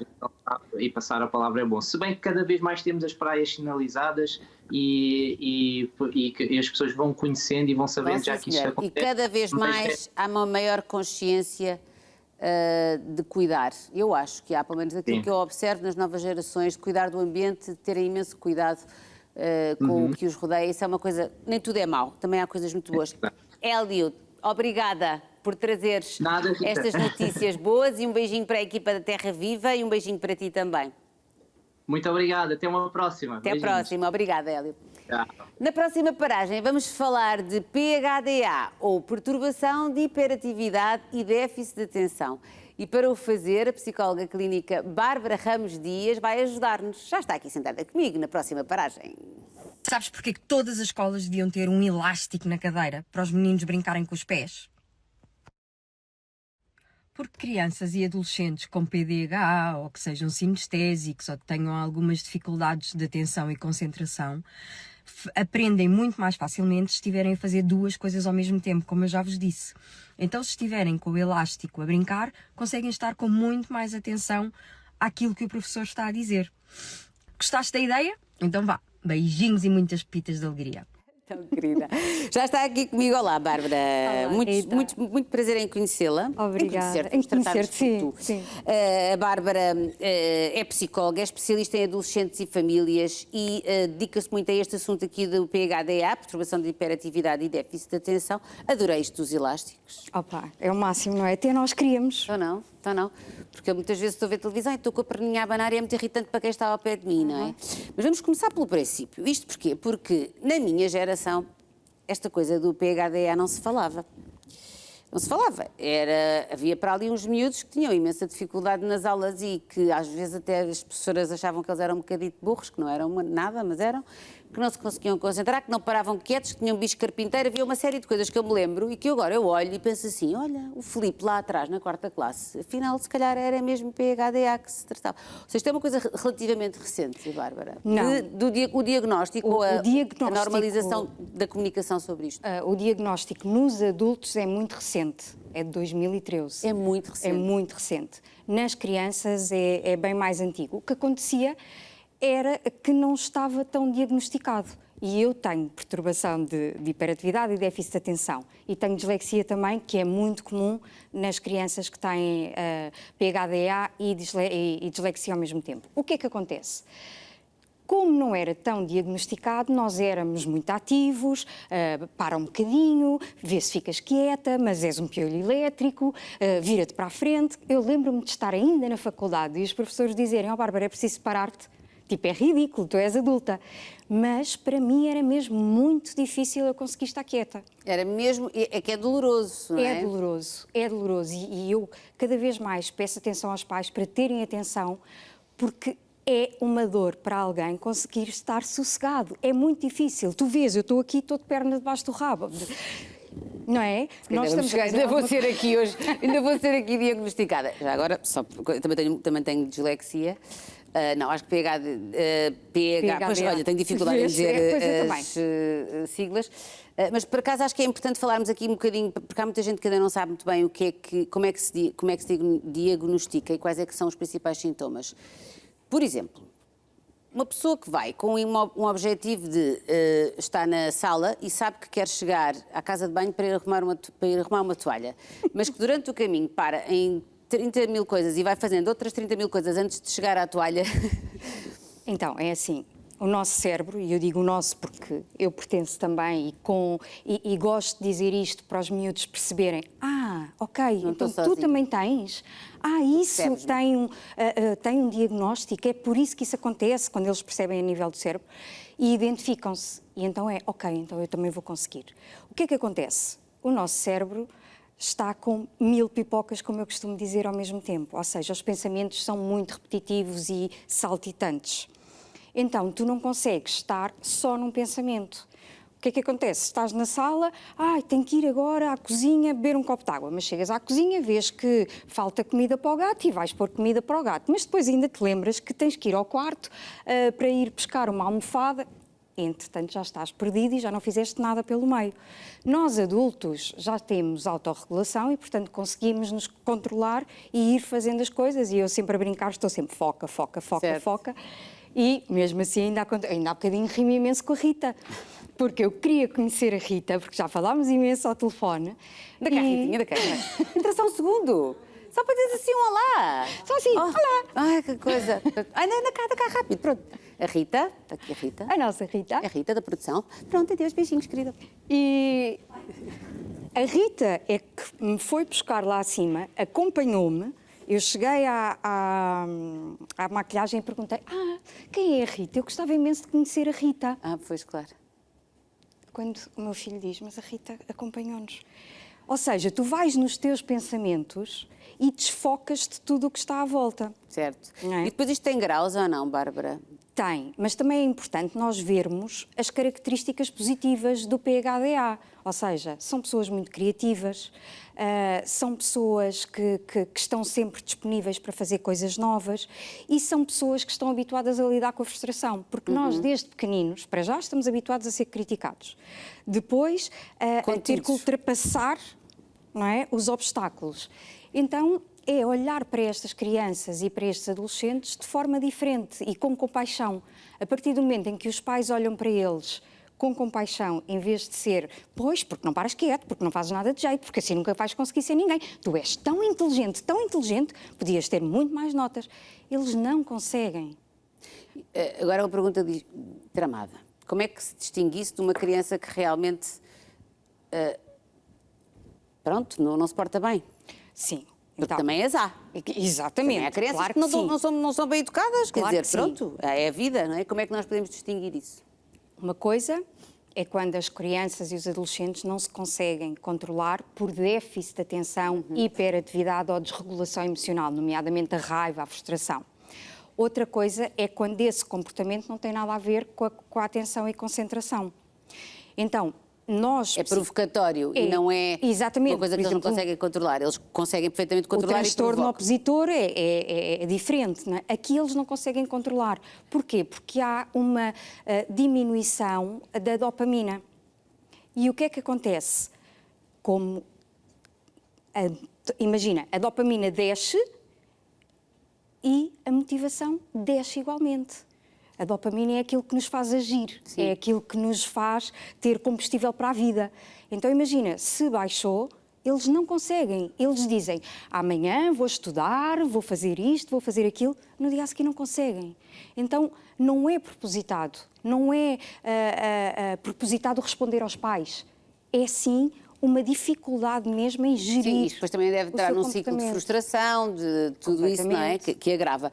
Existe medicação para isto? Claro que sim, claro que sim. E é eficaz? É eficaz. Tem ou seja, e tem também, porque depois, ou seja, também é daquelas medicações que depois eles dizem agora não me sinto eu? Muitas vezes ouço isso, agora não me sinto eu, mas também tens coisas mais naturais. Claro que nos casos mais difíceis têm mesmo que tomar a medicação e, portanto, só ajuda a regular tanto a frustração como a raiva, como até a concentração e a atenção.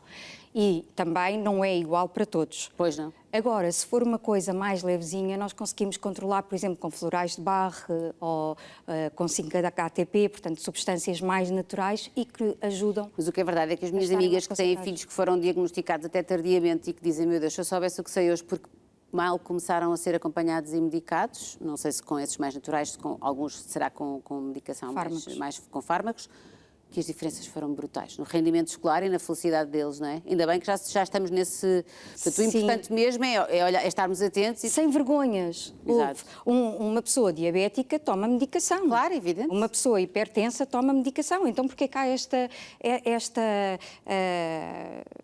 ajuda-me, falta uma palavra, uma resistência à medicação da saúde mental, não é? Eu acho que todos estamos a fazer um trabalho neste momento, nos dias de hoje, em que cada vez mais isto está a ficar normalizado e ainda bem, porque os miúdos já falam... Às vezes até demais, já. Sim, às vezes até demais. Porque os miúdos aparecem em consultório já com o diagnóstico feito pelo Google. Do TikTok, do Dr. TikTok e do Dr. Google. Exatamente. Sim, mas de qualquer forma é melhor eles saberem e falarem sobre isto abertamente e não terem vergonha de dizer, olha, fui à minha médica e estou diagnosticado com isto, e falar com a professora, porque é assim que se abre depois todo o ciclo de tratamento desta pessoa. Olha, vamos falar deste livro, tem este teu livro, que tem este título que eu adoro, Dizer Não é um Ato de Amor.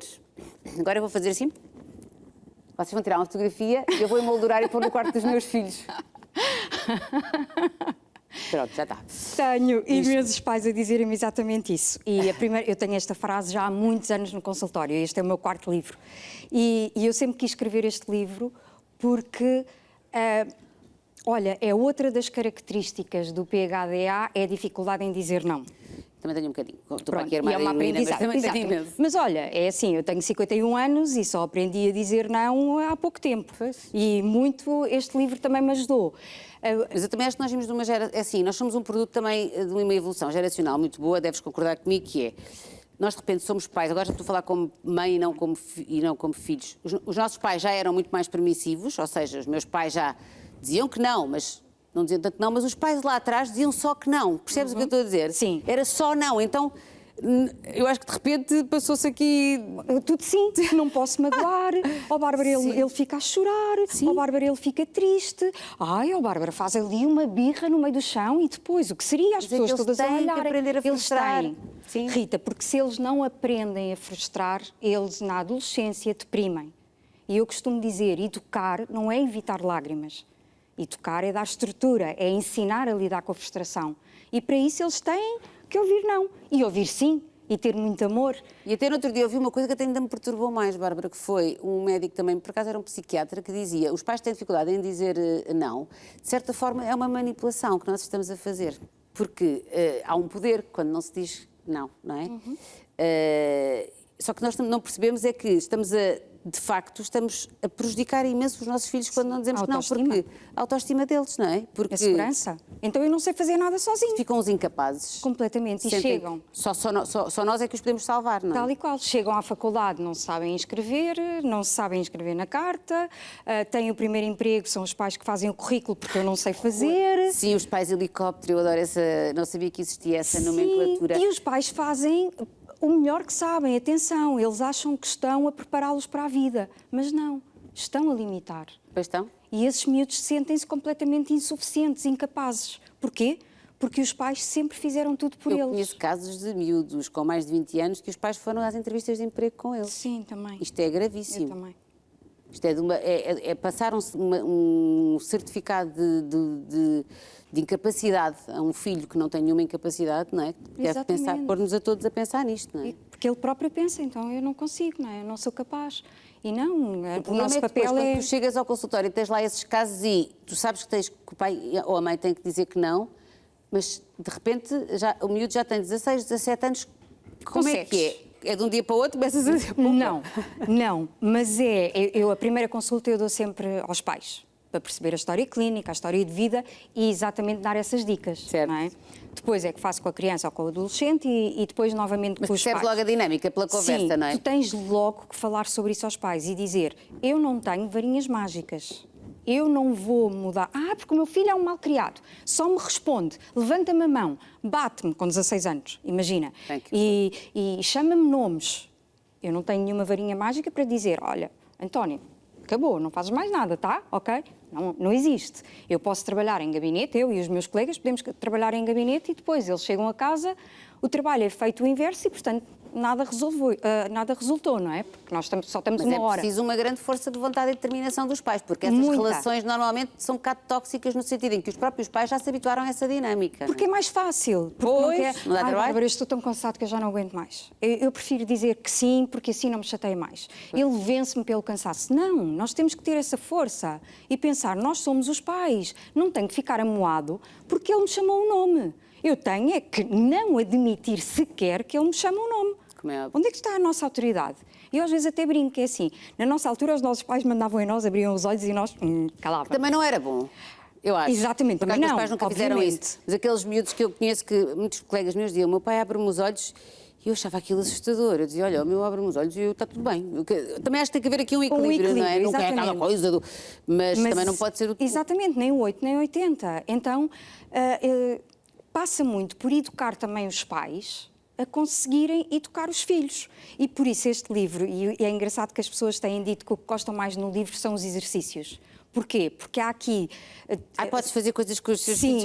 Isso é giro. E depois de cada capítulo, há exercícios para os pais experimentarem, para os pais tentarem, para os pais fazerem, sentirem, olhar para dentro, perceber porque que estão a reagir também assim com os seus filhos, quais são as feridas.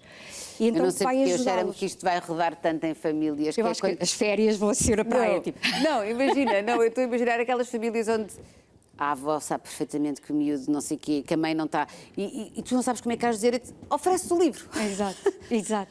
Mas depois, a mãe está-me a oferecer isto por alguma razão? Não, querida, só porque achei interessante, mas vai acontecer imenso, não é? E tens que aprender a dizer que sim a ti própria, pois, não é? E não aos miúdos. Não, olha, acho que é um ótimo... Acho que eu não li o livro ainda, por isso é que também não falei ainda muito sobre ele, também só agora é que chegou aqui à minha mesa, mas ainda por cima tem exercícios, ainda acho mais... importante, porque é bom também fazer coisas em em partilha, em família, não é? E se tens aqui experimentar a vida. Eu trabalho muito com psicodrama e psicodrama é uma ferramenta que é como se trabalhar a vida em palco, não é? E daí ter posto tantos exercícios em todos os meus livros, mas este ainda mais. Que é para as pessoas experimentarem, para os pais experimentarem a vida neste palco, neste livro. E aqui não são criticados, não são julgados. Certo. E se eu fizer de outra forma, o que é que pode acontecer? Então podem experimentar. Certo. Olha, muito obrigada, Bárbara. Gostei muito. Muitos parabéns e felicidades. Um beijinho. Obrigada. Obrigada, um beijinho. Ora bem, é chegado o momento de falarmos de um livro que em 2025 recebeu o Prémio Literário Revelação Agostina Bessa Luís. Chama-se Na Tua Mão e à minha espera, na próxima paragem, está o médico, autor, escritor Hélder Teixeira Aguiar. Vamos lá conhecê-lo.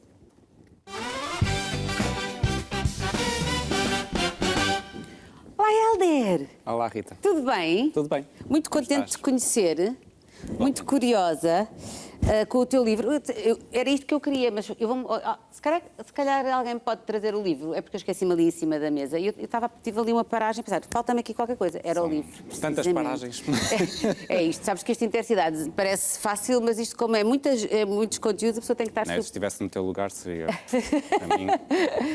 Cada um é para o que nasce, como se costuma dizer. Mas, obrigado pelo convite. E tu nasceste para muitas coisas, Hélder. Eu acho tenho feito algumas. Podes lembrar o Miguel Torga. Devem-te dizer isto muitas vezes. O Miguel Torga está lá em cima. Eu estou aqui, ainda cá em baixo, com o meu primeiro livro. Não, eu sei, mas pela coincidência de ser médico e escritor. Médico e escritor, que são duas profissões lindíssimas. Muito obrigada. Está aqui, agora, na minha mão, o livro Na Tua Mão. Este livro premiado, o primeiro livro do Hélder Teixeira Aguiar. Vamos começar pela medicina e depois pela escrita, pode ser? Certo, Rita. Então, tu és médico, licenciaste em Medicina pela Faculdade de Ciências Médicas da Universidade Nova de Lisboa e tens especialidade de Medicina Geral... E familiar. E familiar. E cuidados paliativos? Cuidados paliativos, acabei por tirar essa formação complementar, por acaso foi no King's College de Londres. Depois foste para Londres. Ao abrigo de uma bolsa da Fundação. Cuidados paliativos, que é uma área tão bonita, mas tão dura. São áreas que se complementam e nós, fruto também do envelhecimento da nossa população, contactamos cada vez mais, enquanto médicos de família, com pessoas com doença avançada ou até em fim de vida e cada vez mais temos essa necessidade, sentimos essa necessidade, temos mais formação, porque muitas vezes somos o único elemento médico ali a cuidar de alguém, sobretudo porque não há equipas suficientes. Certo. Na nossa realidade ainda há poucas equipas de cuidados paliativos, deviam haver mais. Pois é. E mesmo que haja umas suficientes, quer dizer, não vai haver suficiente para cobrir 100% da população, porque haverá pessoas que não necessitarão de cuidados complexos, poderão necessitar de ações paliativas que os médicos de família poderão prestar.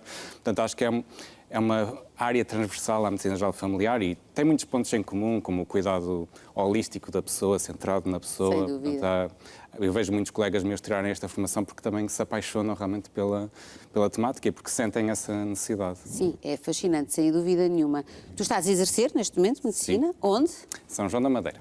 Em São João da Madeira. Minha terra natal. Na tua terra natal, exatamente. E recebeste, como eu estava a dizer há pouco, o Prémio Revelação Agostina Bessa Luís, que foi dado a esta tua obra. E eu vou citar aqui o antigo ministro e administrador da Fundação Carlos Gulbenkian, Guilherme de Oliveira Martins, que diz assim na nota de divulgação do prémio: há neste romance uma frescura que cativa e uma qualidade de linguagem e construção narrativa que deixa entrever conseguimentos literários futuros de uma grande valia. O que é que tu sentes quando lês isto? Porque para um primeiro livro é espantoso, não é? Foi uma surpresa enorme. Quer dizer, quando concorremos a estes prémios temos sempre alguma expectativa, claro. Verdade. Mas foi uma grande porta que se abriu para mim, porque durante muito tempo, enquanto escrevi este livro ao longo de 3 anos. 3 anos. E durante muito tempo eu pensei, bom, se calhar nunca irei conseguir publicar, porque atendendo ao mercado editorial é muito difícil, há muitos escritores que tentam publicar e não conseguem. Vejo grandes escritores, por exemplo, a própria Carla Paes, que venceu agora o Prémio Leia, ela teve vários livros que foram rejeitados e eu pensava, na minha pequenez, quem sou eu para estar aqui a pensar que um dia serei publicado? E estes prémios, o Prémio Agostina Bessa Luís, que infelizmente este ano não teve uma reedição, espero que volte brevemente, às vezes servem para nós, enquanto autores, ou Ou os que tentam pretendentes, ser... exatamente, uma esperança de um dia serem publicados. Terem visibilidade. Naquele dia, quando recebi a chamada do professor Guilherme Oliveira Martins, realmente foi um desaveio, porque foi uma surpresa enorme. Deve ter sido uma surpresa. Olha, vamos tentar perceber, Hélder, porque este teu livro, uma das coisas que mais impressionou os críticos e as pessoas que o leram, e que eu vou já levar isto para as férias, vou-te já dizer, foi o aturado trabalho de pesquisa que tu fizeste sobre uma realidade que não é uma realidade que te está próxima. Portanto, vamos começar pela temática do livro. Podes explicar um bocadinho e da investigação que fizeste para conseguir chegar a tanto detalhe que impressionou muito a crítica, nomeadamente a crítica que te ofereceu este prémio. Portanto, basicamente, na tua mão é a história de 2 irmãos, luso-venezuelanos, um tem 11 e outro tem 16 anos, que se veem forçados a fugir do regime venezuelano, na sequência do desaparecimento da mãe, jornalista. E para conseguirem alcançar Portugal, a terra dos avós, eles vão ter que arriscar a vida numa das rotas migratórias mais perigosas, mais sombrias do mundo, que é Darien.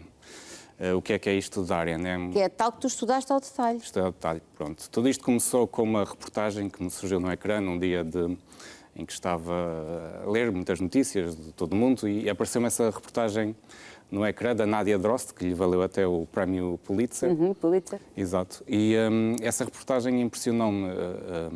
Via a descrição do próprio artigo, mas as fotografias, muitas pessoas na selva, entregues à lama, aos rios, à floresta cerrada, e pessoas que... A fugirem do regime ditatorial. Sim, por várias razões. Portanto, havia ali pessoas que pareciam vir da África, outras da América do Sul, eram de várias proveniências. Assaltou-me logo esta ideia, porque via-se pelas imagens, não é? Era como se o hemisfério sul estivesse todo ali despejado naquele gargalzinho, que é aquele estreito entre a América do Sul e a América Central, aquele estreitinho que nós conhecemos nos mapas, tem esta selva, que é uma selva virgem, praticamente inexpugnada, não é? Há centenas de anos nunca ninguém construiu lá nada, e que tem servido de passagem para estas pessoas de diversas proveniências para norte. E haviam lá várias rotas migratórias, umas controladas por cartéis, outras nem tanto. E todo o tipo de violência natural, pelo facto de ser uma floresta, não é um território muito hostil em termos naturais, e depois a violência mais fabricada, não é? Mais artificial, mais humana, porque depois havia lá toda uma rede de criminosos que se aproveitavam, colocavam tendas até à margem dos caminhos para praticarem de forma sistemática esta violência. Isto tu viste tudo na reportagem, ou tu estás já aqui a dar-me um relato daquilo que tu viste nessa reportagem que ganhou o prémio Pulitzer e depois daquilo que foste investigar para escrever o teu livro? Depois fiz uma investigação mais aprofundada, não é? Foi naquele momento que tu disseste, ok, isto... Queres escrever sobre isto? Eu, desde há muito tempo, que sentia este ímpeto para escrever, se calhar desde adolescente, não é? E esta história eu senti que veio ter comigo, quando li a reportagem. Porque é muito engraçado. Há pessoas que escrevem, têm esse ímpeto da escrita, mas que nunca ousam avançar para... Sim. Percebes? Eu era essa pessoa que nunca ousava avançar, mas realmente... A história chamou-te? Chamou. E depois porque senti que aquelas pessoas não estavam representadas. Bonito isso. Quem é que conhecia Darien, não é? Eu perguntava, ainda hoje pergunto aos meus amigos, olha, tu leram o livro, eu realmente não conhecia esta realidade, e muitos até tinham viajado pela América do Sul e andavam ali pelas redondezas e não conheciam. Sentiste que aquelas pessoas, aquela realidade delas, aquelas tragédias estavam invisíveis e que era preciso dar-lhes um... Sim, sim. Então, outro dia, por exemplo, o Hélder Silva, o jornalista da RTP, ele esteve na Venezuela em 2019 e ele leu o livro e ele disse-me que tinha sentido o livro como uma grande metáfora dos migrantes e dos refugiados. De todo o mundo, independentemente de ser só daquele território, daquela rota. Ele disse-me isso e realmente eu fiquei a pensar, e talvez ele tenha um bocadinho razão, porque apesar deste livro ser específico desta rota, talvez possa representar... A realidade é muito semelhante, não é? Quer dizer, ou seja, vão mudando naturalmente, geograficamente, os problemas e as dificuldades de quem anda à procura de fugir de uma guerra, ou de encontrar uma vida melhor, ou de se fugir da pobreza, ou seja do que for, das bombas, mas na realidade o drama humano, os dramas humanos são muito semelhantes. São semelhantes. E fascinou-me também o contacto que ali existia, porque realmente eram pessoas de diversas proveniências que depois criavam laços de fraternidade para se ajudarem umas às outras. Depois deixava de interessar qual era a proveniência da pessoa. Até havia eu lia artigos que até demonstravam uma certa camaradagem entre as pessoas, até uma picardia entre nacionalidades, quem é que consegue ajudar mais, e isso também me fascinou, esse lado mais solidário. Mais solidário. Também, já acho que já era o Hemingway que dizia que leva para a vida quem está contigo, uma coisa qualquer do género nas trincheiras, não é? Porque quem está connosco na guerra ou numa situação de grande complexidade e de grande vulnerabilidade humana, depois normalmente são pessoas que ficam connosco para o resto da vida. Também essa solidariedade te impressionou? Impressionou-me bastante, essa solidariedade. E está tudo neste livro? Consegues? Está. A história reflete essa solidariedade e também o lado mais duro, realmente, desta travessia, porque era uma travessia onde havia todo tipo de situações más, não é? Todo tipo de horrores que nós conseguimos imaginar. Basta, por exemplo, o relatório dos Médicos Sem Fronteiras relatava um episódio de violência sexual a cada 3 horas. Imagina o que isto era para estas pessoas. E os adultos que iam para lá já sabiam um bocadinho desta realidade e mesmo assim partiam porque aquilo que os empurrava de trás, não é? dos seus países de origem, arrastava-os para ali e eles não tinham outra hipótese senão seguir em frente, apesar de saberem das consequências. Era a morte ou... Basicamente, pronto. E isso impressionou-me e esta selva, não é? O livro às vezes parece até um bocadinho cinematográfico e muito intenso, mas não foi um artifício meu para cativar o leitor. Não, de certeza que não. Não foi uma técnica de manipulação, foi mesmo uma coisa que tu sentiste, não é? Foi o que eu senti, porque no mesmo dia a pessoa podia, para além da exaustão, que era enorme numa selva que tinha montanhas de lama, tinha ravinas, tinha rios que tinham que atravessar. Depois da fome, não é? Não havia lá sítios para comprar comida, as pessoas tinham que levar aquilo que tinham e se eram roubadas ou se comiam mais ou se tinham que protelar a sua estadia na selva, ficavam sem comida. Depois a própria violência, não é? Muitas vezes muitas mortes pelo caminho, pessoas que tinham amigos que tinham de deixar para trás porque torciam o tornozelo, etc. Toda essa violência. Eu ia te perguntar uma coisa, que era, se também a tua experiência como médico, se também está neste livro, se também a usaste? Eu acho que há sempre um diálogo entre as duas partes. É, não é? A arte da medicina e a arte da escrita requerem uma mesma ferramenta, que é a da escuta.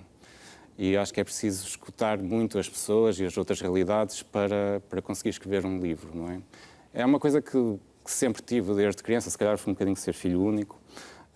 Entretinha-me, não é? A fabricar histórias na minha cabeça, com os leguinhos e com os bonecos e tudo mais, e também me pôr um bocadinho na pele das outras pessoas, até quando via os telejornais, na nossa altura dava as tragédias, não é, da África, os miúdos... Também ficavas a sonhar e a pensar nisso? Eu ficava a cismar com isso, e pensava muitas vezes até dilemas existenciais, porque é eles e não eu, porque é que eu estou aqui e porque é que eles têm que sofrer? Eu às vezes pensava nisso, porque é que eu sou o privilegiado de estar aqui, quem é que escolheu isto? Foi Deus? Foi alguém? Qual é o critério? Qual é o critério? Isso, pronto, eu tive sempre isso um bocadinho em mim e esse desassossego, nunca soube muito bem o que fazer com ele, até que descobri os livros, a leitura e agora também a escrita. Que bonito. Olha, eu acho que tu fizeste muitas coisas com esse desassossego. Acho que esse desassossego é um privilégio também, porque é de alguém que sabe sentir e pensar, não é? Quem nos dera a nós que todo o mundo tivesse esse desassossego, certamente estaríamos noutro... E acho que temos todos esse potencial, às vezes estamos distraídos ou somos levados por outras correntes. Sim, temos todos. Infelizmente. Mas depois há uns elders que escrevem livros e vão para médicos. Ou seja, conseguem marcar assim uns golos incríveis, não é? Porque... Eu acho que o outro dia estiveste aqui com o José Luís Peixoto e ele disse uma coisa muito interessante, que era de viajarmos para a nossa infância, não é? Ficámos todos com essa frase na cabeça. Eu fiquei com essa frase na cabeça quando ele diz, eu já disse isto tantas vezes, quando ele diz, nós passamos o resto da vida a olhar para a infância. Sabes aqueles momentos em que está uma pessoa... Eu fiquei assim, pronto, agora já sei que não vou sair. Pronto, acabou, já não consigo pensar em mais nada. Mas é isto, não é? Eu acho que não há nenhuma criança que nasça com preconceitos, não é? Certo. E às vezes quando falo com pessoas que estão com muitos preconceitos e com ódios, eu às vezes faço-as olharem para a sua infância. Tu eras assim. E eles às vezes ficam calados a olhar para mim. Há ali um momento em que eles realmente têm essa percepção que tudo isso que eles Porém, também é ao contrário. Também há pessoas... tiveram infâncias, e essas são verdadeiramente heroicas, tiveram infâncias terríveis e que por causa dessas infâncias terríveis conseguiram, não, eu não quero isto nem para mim, nem para os meus, nem para a geração que aí vem, então mudam o chip. Bem, mas isso dava toda uma outra conversa. Sim, e se calhar outro para dia. conversar aqui um Olha, dia. Hélder, muitos parabéns, não só pelo prémio, porque os prémios sabem muito bem e são bons para nos para valorizar e para te validar. Espero que isto tenha validade mesmo. Obrigado. E que agora continues a escrever mas também não deixes de ser médico, nós precisamos muito, muito de médicos. É o que todos os meus utentes dizem, doutor, não vai sair daqui, pois não. E eu digo claro, não, para já estou contente em combinar as duas áreas. Tal e qual como o Miguel Torga, que foi assim que começámos esta entrevista. Obrigada, Hélder. Obrigado, Rita. Foi um gosto mesmo. Foi um gosto. E na última paragem do Intercidades, vamos falar de poesia, romance e música com o Bruno Pereira. Antes da conversa, fico com o tema rock and roll.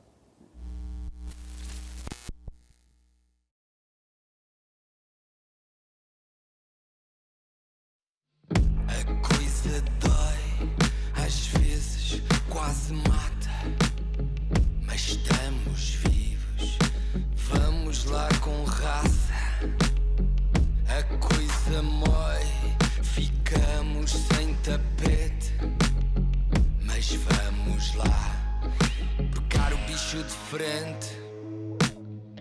O céu vai negro, buraco é fundo, mas bem lá dentro tenho fogo no meu fundo.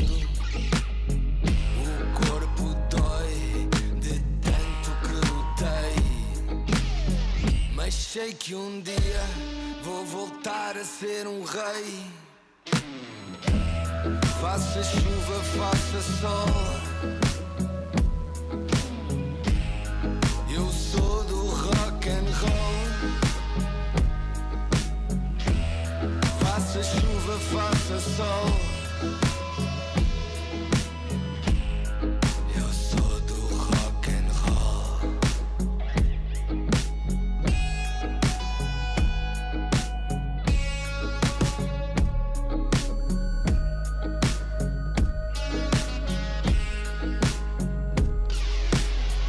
Tu não me acalques só por eu ser da paz. Imaginas do que é que eu sou capaz.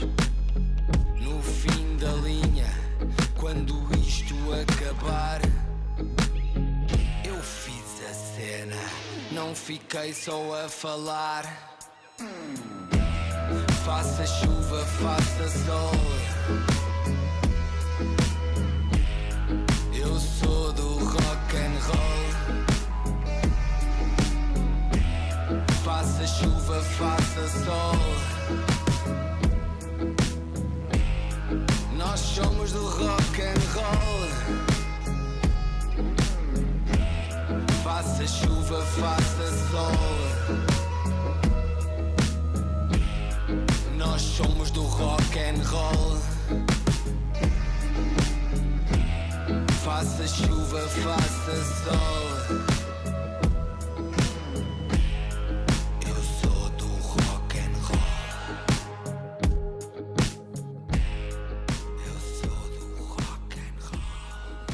ele é do rock and roll, mas é do mundo. O Bruno, o meu amigo Bruno Pereira, que está aqui hoje, mas ele hoje está aqui como senhor vulcão.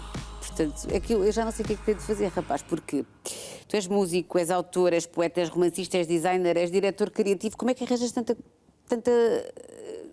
tempo para fazer tanta coisa? Eu acho que isso está És tudo o autor ligado. destas maravilhosas canecas. Está tudo ligado. Adoro relógios. Deixa-me só ver o relógio. Isto é muito antiguinho. Ai, que coisa linda. Pronto, desculpem, foi só um detalhe, porque eu gosto muito de relógios. Mas diz-me, conta-me lá. Sim, olha, é assim, eu sou diretor criativo, não é? E a partir daí nascem muitas Nasce coisas, tudo. não é? Pois, e também sempre muito ligado à arte, desde miúdo. Também música há 30 anos, sempre com aquela ideia do it yourself, comprar uma bateria e fechar-me numa garagem. Eu não tinha aulas de YouTube, não é? Como hoje em dia tenho, e aprender sozinho. E vem muito daí, vem dessa vontade de fazer muitas coisas, sempre ligada à palavra e ligada à arte. Portanto, o design também está ligado a isso, a direção criativa está ligada a isso. Entre a criatividade e a palavra, acho que é por onde eu navego, não é? E navego em várias águas. olha, esta música está muito fixe, diz-me lá uma coisa. Estava ali o Paulo Furtado, do Legendary Tiger Man. É verdade, é verdade. Teu amigo participou nesta... Sim, o Paulo foi, como Senhor Vulcão, foi assim a primeira pessoa que me chamou para fora. Ele, uma vez, eu andava a gravar umas coisas, eu pedi-lhe uns microfones, e ele começou a achar aquilo um bocado estranho e tal, e um dia vai à minha casa e eu tinha assim um cantinho que estava a gravar umas coisas, com as guitarras, os amplificadores, os microfones dele, disse, então, mas o que é que se passa aí, o que é que andas a fazer? Epá, não é nada de especial, isto não... Mete lá isso a tocar. E então meti-o a tocar com alguma vergonha, não é, por lhe estar a mostrar aquilo, porque eu tinha tido uma banda já com a minha irmã, Rita Red Shoes, os Atomic Bees, mas era baterista, não era... Família Exato da Lente, sim. Não, mas era baterista, não é? Não era... E então ele de repente ouve aquilo, epá, o que é que estás à espera? Bom, isso está super honesto, manda cá para fora. E pronto, e passado 5 discos, achava que fazia sentido voltar ao Paulo Furtado e ele produziu metade do disco. E teve esta colaboração no Rock and Roll. Ele também é um espante e é muito bom quando os nossos amigos são generosos e é muito bom trabalhar com amigos em geral, não é? Sim. Torna tudo um prazer. Sim, assim, para além de ser amigo, é uma pessoa que eu admiro muito, claro. E acho que temos uma admiração mútua. Também temos a Casa Tigre em conjunto, não é? Pois mais o Raí, o Afonso. Como é que vocês ainda não vieram cá com a Casa Tigre? Só agora é que me lembrei disto, que é uma coisa maravilhosa. Sim. Portanto, ou seja, há aqui uma ligação muito grande, de muitos anos. Certo. O que é que tens na mão, Bruno? Olha, tenho um livro de poesia chamado As Raposas Estão a Arder. E começou basicamente no meu verão do ano passado, em que tínhamos o país inteiro em chamas, e começou a mexer umbilicalmente comigo e com o meu âmago, e comecei a ficar muito, muito ansioso, triste, também revoltado. E olha, comecei a escrever, porque como escrevo poesia, não é? Foi a forma de eu conseguir exorcizar aquela dor toda que se estava a passar. E de repente foi engraçado porque enquanto estou a escrever, não é? Estou a escrever e vejo um anúncio no Instagram da Urutau, que é uma editora que eu gosto muito, que tem base... É uma beleza esta capa, adoro isto. Que tem base em Portugal e no Brasil, e a fazer uma open call para poetas, pronto. E enviei os poemas. Eles depois pediam 40 poemas, eu estava assim um bocado aflito, 40 poemas, como é que eu vou fazer isto? Porque estava a acabar as datas, mas pronto, enviei, fiz uma coletânea de algumas poucas coisas que eu tinha, escrevi a maioria, 80% do livro é escrito nessa altura, e foi a forma de eu celebrar e dar força a mim mesmo e a todos os bichos, que a minha preocupação nesse livro acaba por ser a natureza e os animais, porque os homens, muitos deles também são cúmplices disso. Certo, sem dúvida nenhuma. Ritinha, passa-me ali só os meus óculos. Eu sei que eu estou muito chata hoje, mas é que eu quero ler aqui uma coisa que eu acho que li e que me pareceu muito bonita, mas que sem os óculos não consigo perceber se de facto é bonito ou não. Sim, há coisas bonitas e há coisas muito duras também. Vê lá o que é que vais ler em direto na televisão. Não, eu já vi cá aqui, mas que tem pi em bolinha, vou evitar. Sim. Seguimos sem vergar. Quando a batalha é longa, os livros morrem surdos e o medo enche o ar. E o que é que fazemos juntos? Seguimos sem vergar quando a sede é fome, o chicote dança bruto e a luz teima em tardar. O que é que fazemos juntos? Seguimos sem vergar quando o ouro sobe, os homens ficam cegos e de cima mandam-nos calar. E o que é que fazemos juntos? Seguimos sem vergar quando as raízes secam, a força abate os puros e o veneno inunda o mar. E o que é que fazemos juntos? Seguimos sem vergar. Olha, eu achei isto lindo, Bruno, só para saberes. Portanto, se é este o nível da poesia que aqui apresentas, parabéns. Obrigado. Portanto, eu nunca sei muito bem o que é de esperar de ti, mas sei que este livro ainda vai ser apresentado, não é? Sim, está a sair agora. Estou a fazer apresentações, já fiz a primeira, no sábado passado, numa galeria, em Lisboa, na Galeria Monumental. Vou agora para a Cool 7 este sábado, em Setúbal. E depois sigo para a Sertã, para o Festival de Leitura, que também vou apresentar lá o livro. No dia 9 de julho volto à Casa Mali em Alvalade para apresentar de novo. Portanto, tenho assim uma tourzinha de apresentações, que estou a marcar agora datas, e no qual existe sempre um poeta que faz uma mediação, poetas a declamar poesias que estão no livro, e eu também, alguns desses poemas viraram canções. Bonito. E eu toco as canções ao vivo. Que espetáculo. Olha, fica tudo completo. Olha, entretanto, como tens pouca coisa para fazer e num mundo interior que não é nada rico, vais lançar um romance, não é? Sim, vou lançar... Carcaça. Mas que grande nome. Epá, é uma história de um miúdo que é deixado na mitra. Temos que explicar o que é a mitra. A mitra, roda. sim, toda a gente fala da mitra, tipo, o mitra é isto, o mitra é aquilo. As pessoas quando dizem o mitra não sabem a razão de porque é que se diz mitra. A mitra era um local de despejo de pessoas, na altura da ditadura, em que os miúdos de rua que estavam, delinquentes, pessoas com deficiências mentais, mulheres de rua, eram depositadas nesse local, em Marvila. Escondidas do resto do mundo. Sim. E, portanto, aquilo estava associado também à PSP de Lisboa e, portanto, no fundo, tinham ali um depositário de pessoas. Eu faço um projeto que é o Póster Mostra em Marvila, há 11 anos, em que convido criativos para expor nas paredes, em formato de póster, e então ao longo destes 11 anos tive muita ligação com aquela zona de Marvila. E foi daí que comecei a explorar e a perceber o que é a Eram, mitra. no fundo, os marginalizados. Sim, eram tirados, no fundo, da sociedade. Do olhar dos outros. Sim, do olhar dos outros. Muitos miúdos na altura também, aqueles miúdos que vendiam jornais para ganhar para comer. Portanto, tudo o que era meio fora da sociedade embelezada e perfeita era posto naquele local, que era um local onde, imagina, ali coisas de... As pessoas tinham um bolor nos dentes e na roupa. Não havia casa de banho para mais de 1.500 pessoas. Portanto, para nós percebemos Aquelas o nível... pessoas não existiam. Isto foi há 70 anos, não foi assim há tanto tempo. A mitra ainda está aberta, mas agora com uma nova é um lar também, penso eu. Portanto, mas naquela altura era uma altura muito dura. Pronto, e esse personagem, que é o Zé Bujarda, nasce na mitra e é a história da vida dele, como é que uma criança que é depositada ali pela mãe, depois que é violentado por uma pessoa, fisicamente, um polícia, e a partir daí como é que ele cresce, não é? Ele fica, e depois, pronto, e é toda a história dele, agregada a outras histórias que depois, como foi o meu primeiro romance, foi assim um bocado selvagem a escrita, e aquilo de repente começa-se a criar ali uma série de personagens envolvidas. Começam a aparecer, e é muito engraçado, porque elas ganham vida própria. A minha irmã tinha dito isso no lançamento do livro dela, de Crescer à Sombra, que ela de vez em quando já ouvia aquela personagem a falar com ela. Eu achei muito engraçado nisso. E é verdade, os personagens depois falam contigo, aquilo escreve sozinho, e foi muito engraçado, muito interessante. Olha, como é que tu te vais dividindo? Ou seja, o que é que já conseguiste perceber? O que tu não consegues é estar parado, porque tens muita coisa para dizer. Eu acho que é um bocado isso. E vais dizendo as coisas que tens para dizer através da arte, da música, do design, das milhões de coisas incríveis que tu fazes. Mas já conseguiste perceber onde é que ficas mais feliz a fazer coisas? Eu acho que ao longo deste tempo tenho dois planos de felicidade. A escrita, nesta altura da minha vida, é um plano muito interessante.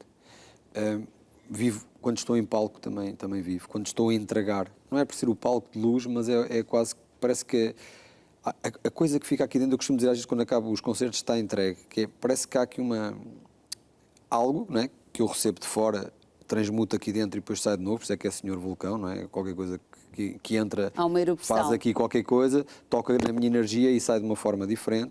E, portanto, a escrita hoje em dia, e com a escrita da poesia e do romance, acho que é um local onde eu estou muito bem, porque, primeiro que tudo, consigo explanar as minhas ideias e depois consigo viver outras vidas. Ou seja, todos os meus personagens têm um pouquinho de mim e de outros, não é? E acho que isso, eu hoje digo, como escritor, digo, eu agora vivo muito mais vidas que a minha.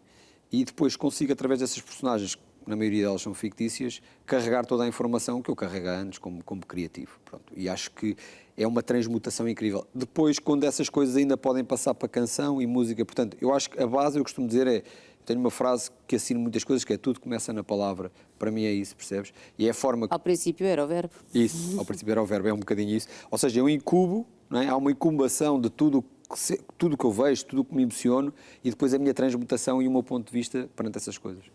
Portanto, vai ser agora, por agora, o futuro e a felicidade, tu quando a imaginas é a escrita, não é? É a escrita e o formato de canção também, o tocar ao vivo. Ou seja, a escrita tem uma coisa que tu escreves e entregas, ela vai sozinha, que é lindo. A canção, o formato... partilhado. É mais presente, existe Podes mais dançar. fisicamente, isso mesmo.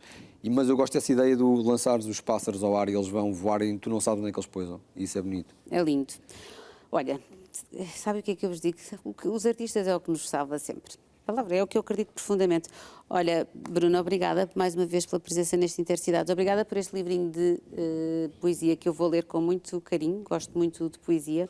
E também por me inspirar. Pode ser que também eu decida começar outra vez a escrever. Vamos a isso. preciso tanto também de escrever, mas o tempo é que não sentes que é preciso chegar a uma determinada altura da vida, eu pelo menos sinto isso. Sim. E haver um tempo também para escreveres. Sim. E dizeres não. Porque há muito tempo, o tempo é muito subjetivo. Tens que dizer não a muitas coisas, tens que ter a fortaleza de dizer não a algumas coisas. Mas para dizer não a muitas coisas também tens que teres construído já uma rede que te permite dizer não. É tudo um caminho. Eu acho que esse caminho eu comecei a construí-lo muito cedo, para ter esse tempo, percebes? E isso hoje é um dia, é o mais valioso. Eu digo que não é o dinheiro, é a saúde e o tempo. É isso. É o mais valioso do mundo. Não temos nenhuma dúvida sobre isso. Muito obrigada. Foi um gosto. Estou sempre a pensar, quando é que vão convidar outra vez o Bruno para cá? Porque ainda por cima, isto é muito engraçado. A minha equipa, quando te convida, já vieste cá em 3 circunstâncias diferentes, que eu me esteja a lembrar. Bem sei que numa foi... Não, sim, 3 circunstâncias diferentes. Ficam sempre, mas é a mesma pessoa? E eu, sim, esta pessoa faz muitas coisas, é de chorar a rir, a sério. Sim, é verdade, acontece isso. Acontece-me isso muita vez. Mas tu és aquele que também faz mas tu és aquele que vira das canecas, mas tu também que tem as botas. E que depois, mas espera aí, escreves poesia também, mas também és diretor criativo de não sei o quê. É muito engraçado. Mas ainda bem que é assim. Obrigada e um beijinho. Obrigado eu, mais uma vez. Bom, nós voltamos amanhã, como sempre, para mais um Intercidades. Amanhã vamos ter um grande programa também. Vamos ter cá o Pedro Penin, que eu adoro. E estou muito curiosa para a entrevista e conversa com ele, mas vamos ter muitos outros conteúdos que vocês aí em casa vão querer, de certeza absoluta, acompanhar. Beijinhos, sejam felizes. Até amanhã.